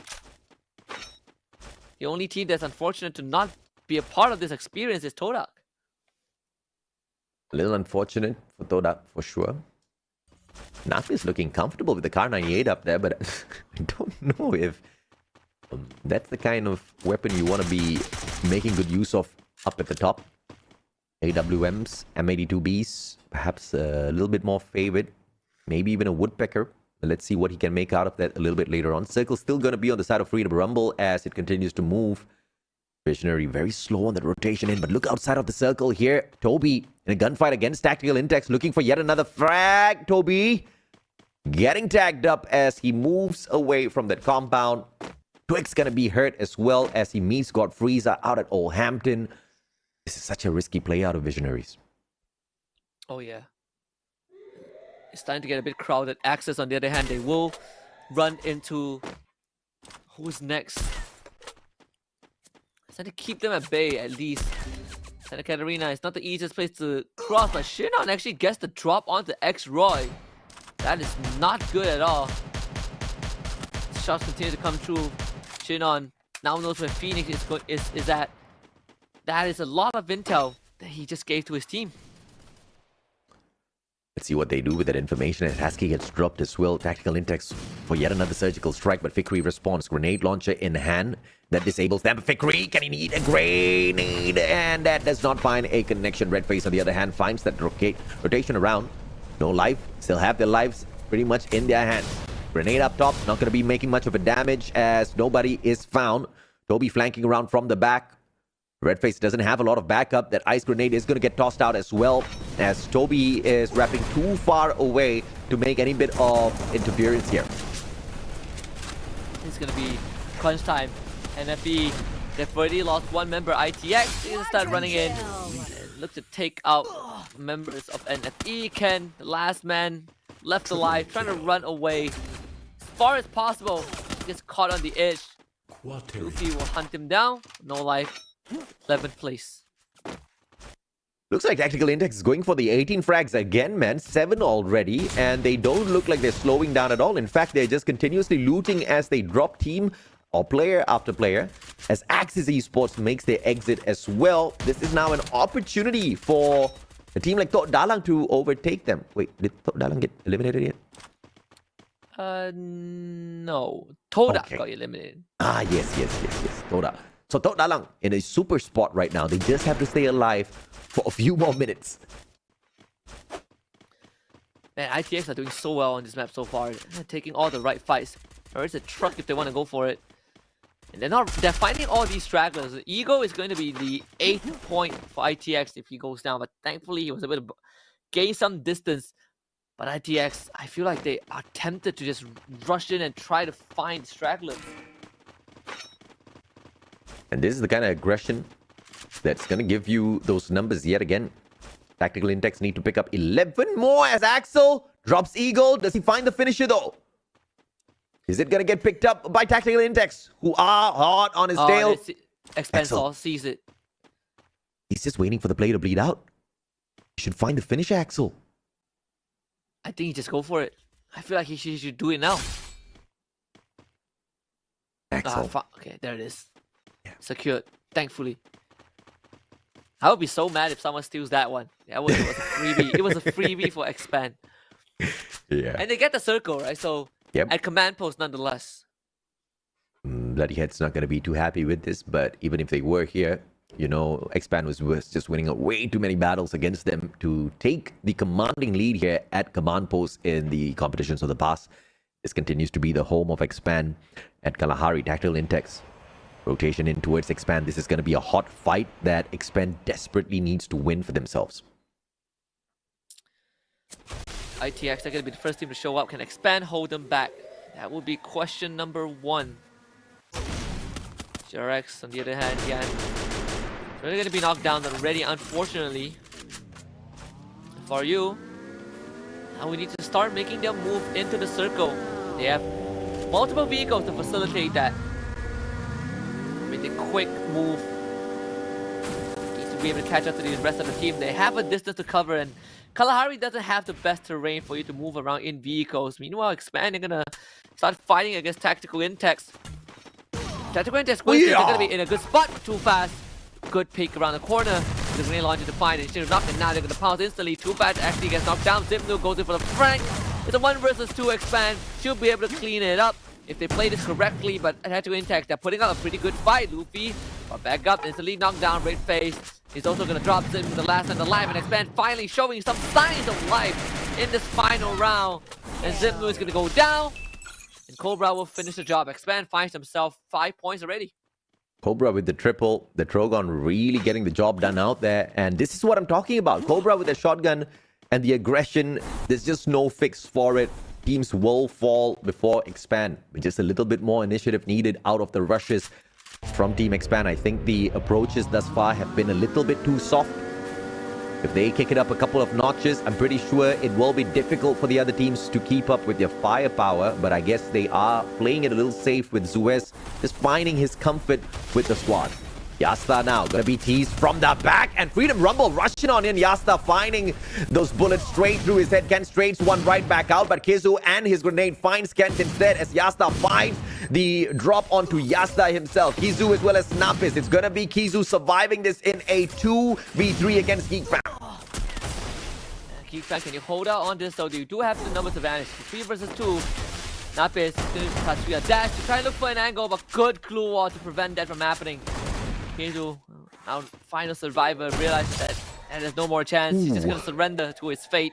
Geekfam finds 4, but it's not done just yet. They're gonna get pressured this time by who's next. Freedom Rumble not able to continue the journey to the top 5. And therefore, they'll have to just be a tad bit patient for next week. Let's go tagged up. Geekfam looking for that continued improvement.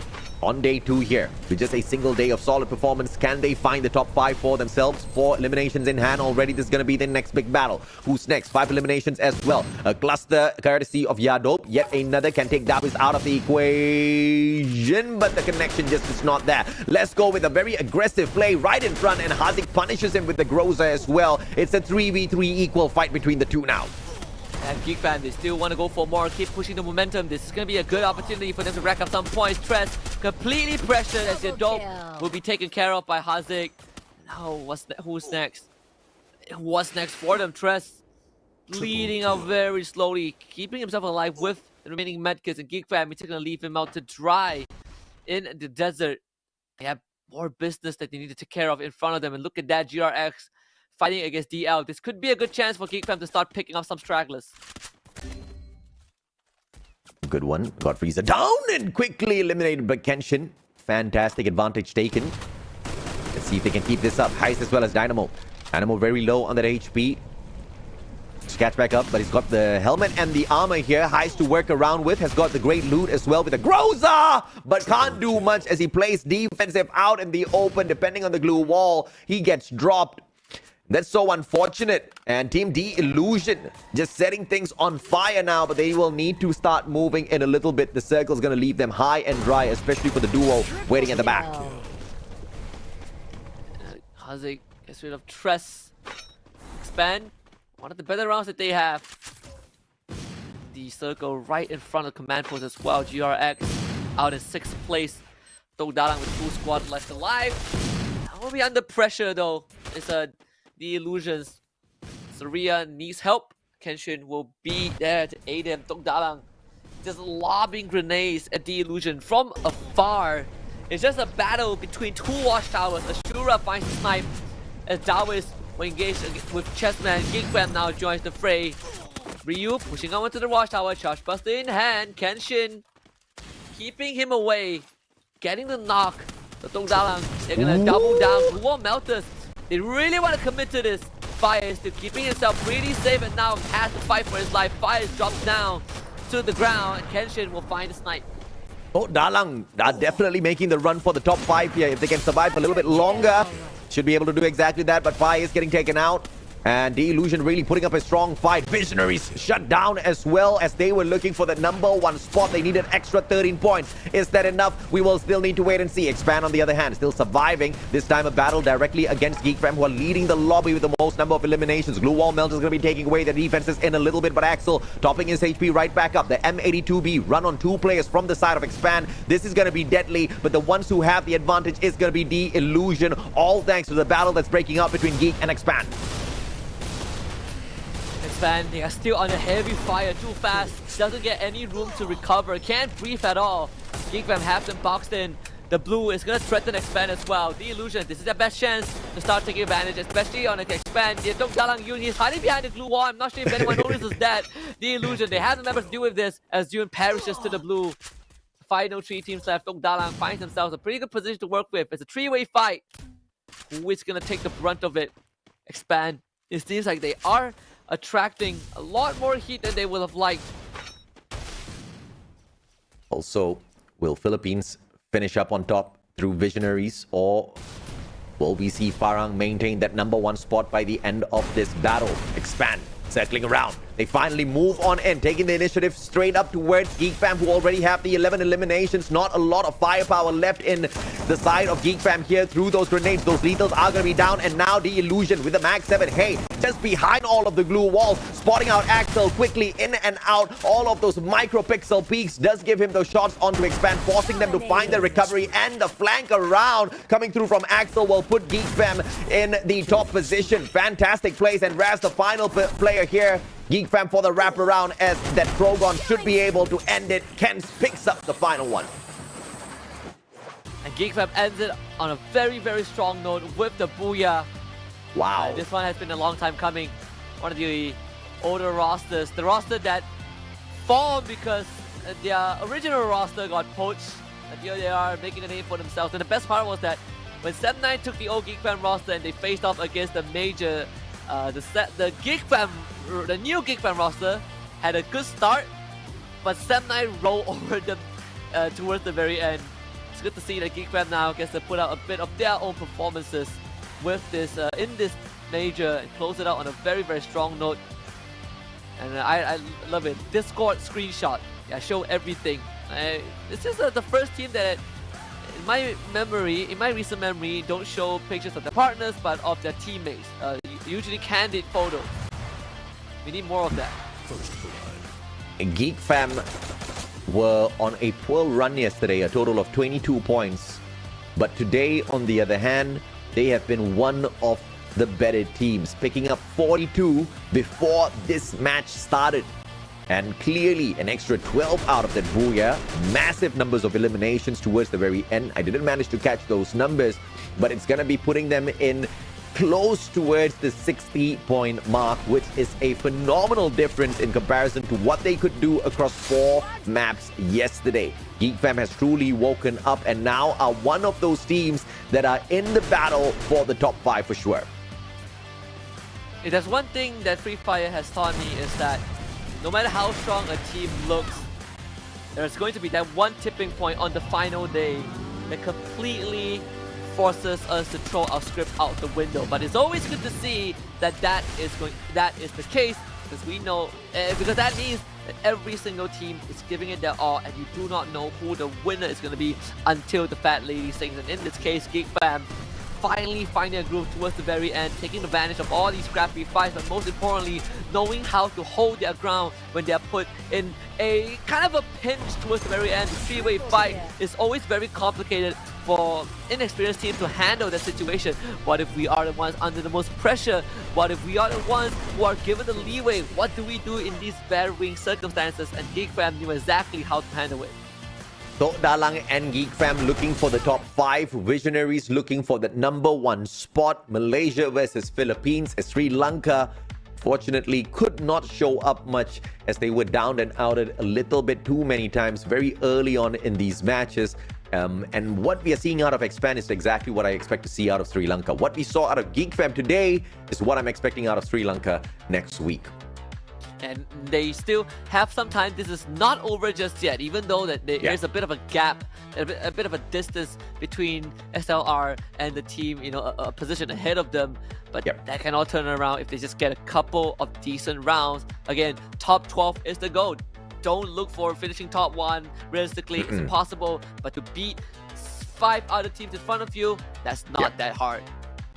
It's at the moment proving to be a little bit hard, Husky.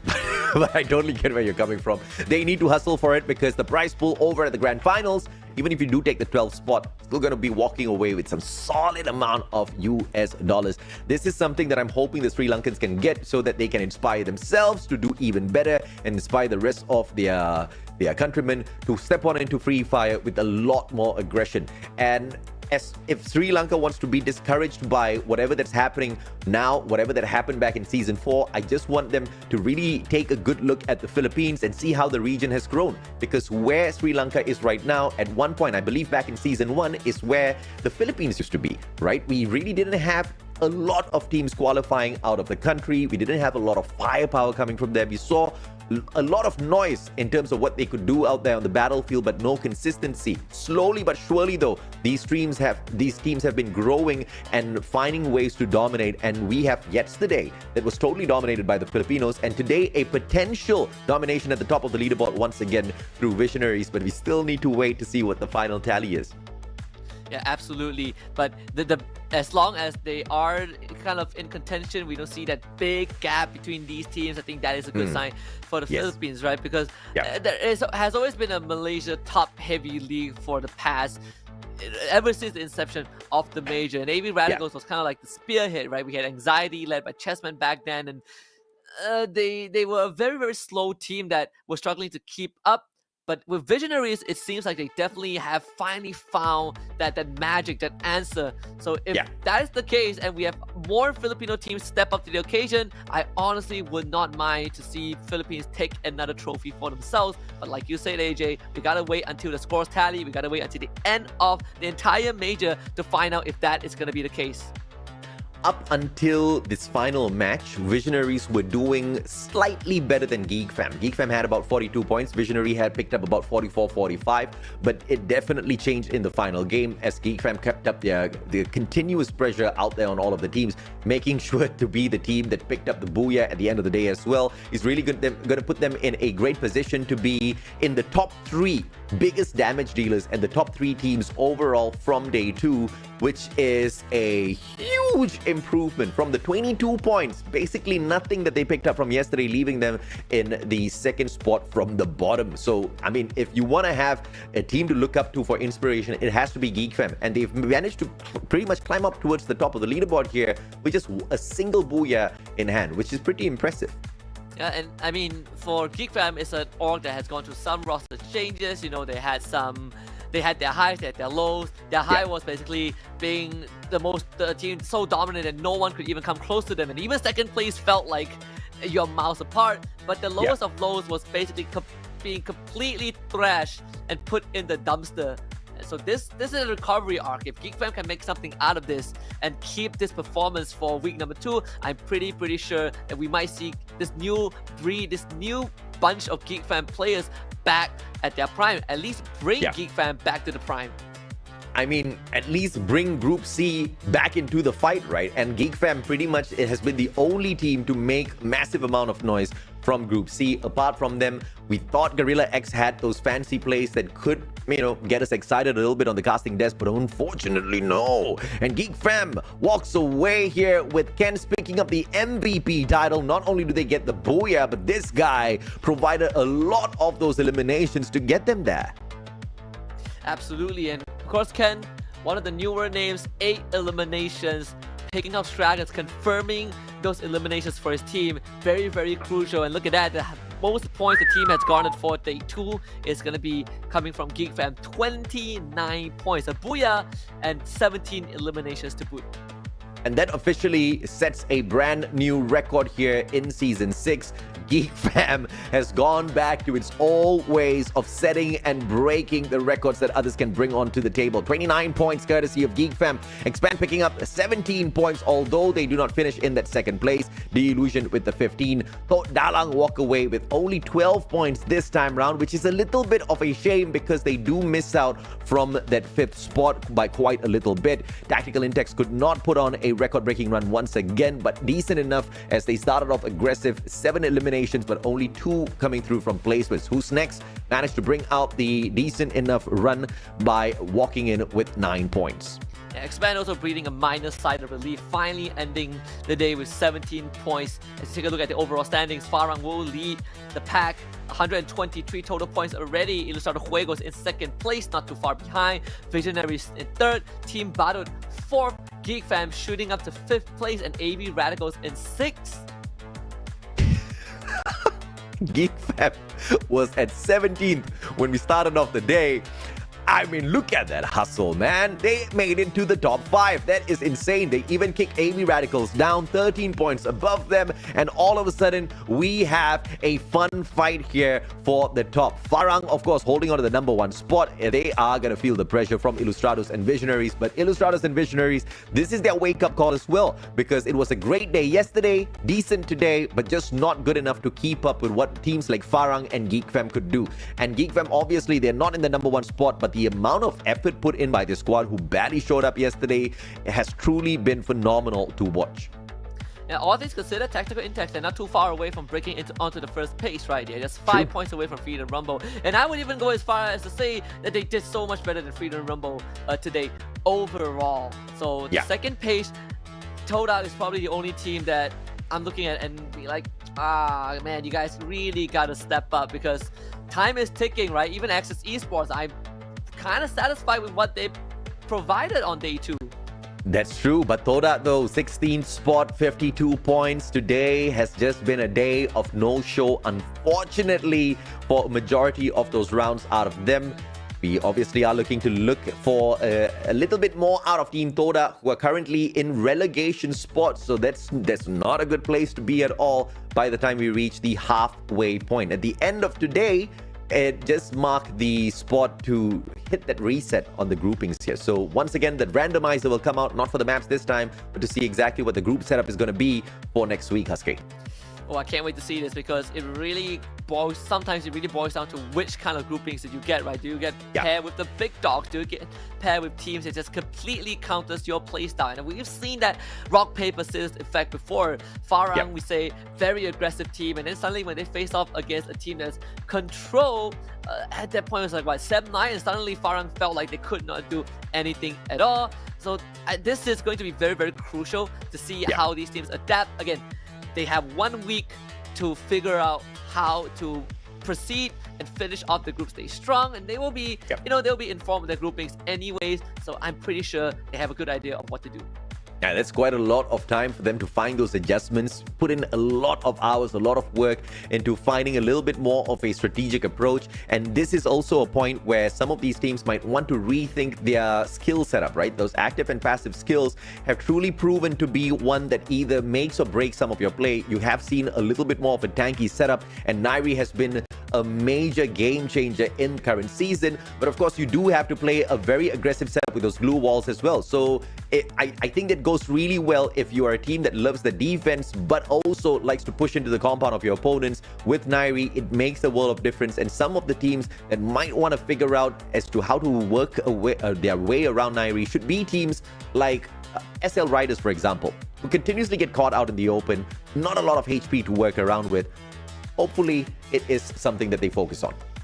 I hope so too. I mean, it has been...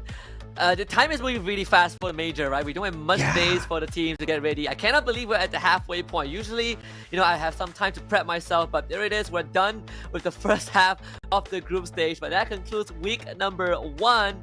Don't worry, next weekend, Saturday and Sunday, AJ, Danny, and Neptune will join you guys for the rest of the group stage while I sign off my presence for the major. Nonetheless, it's been fun to be able to spend this third year with you on this panel. We're gonna sign off. Any last words? Likewise, Husky, is always a great time casting with you. But ladies and gentlemen, boys and girls, that's about it. Super short group stage run. Halfway point ends right here. Husky and I signing off. Y'all take care. Bye-bye. Almost said good night. Bye-bye. Triple kill.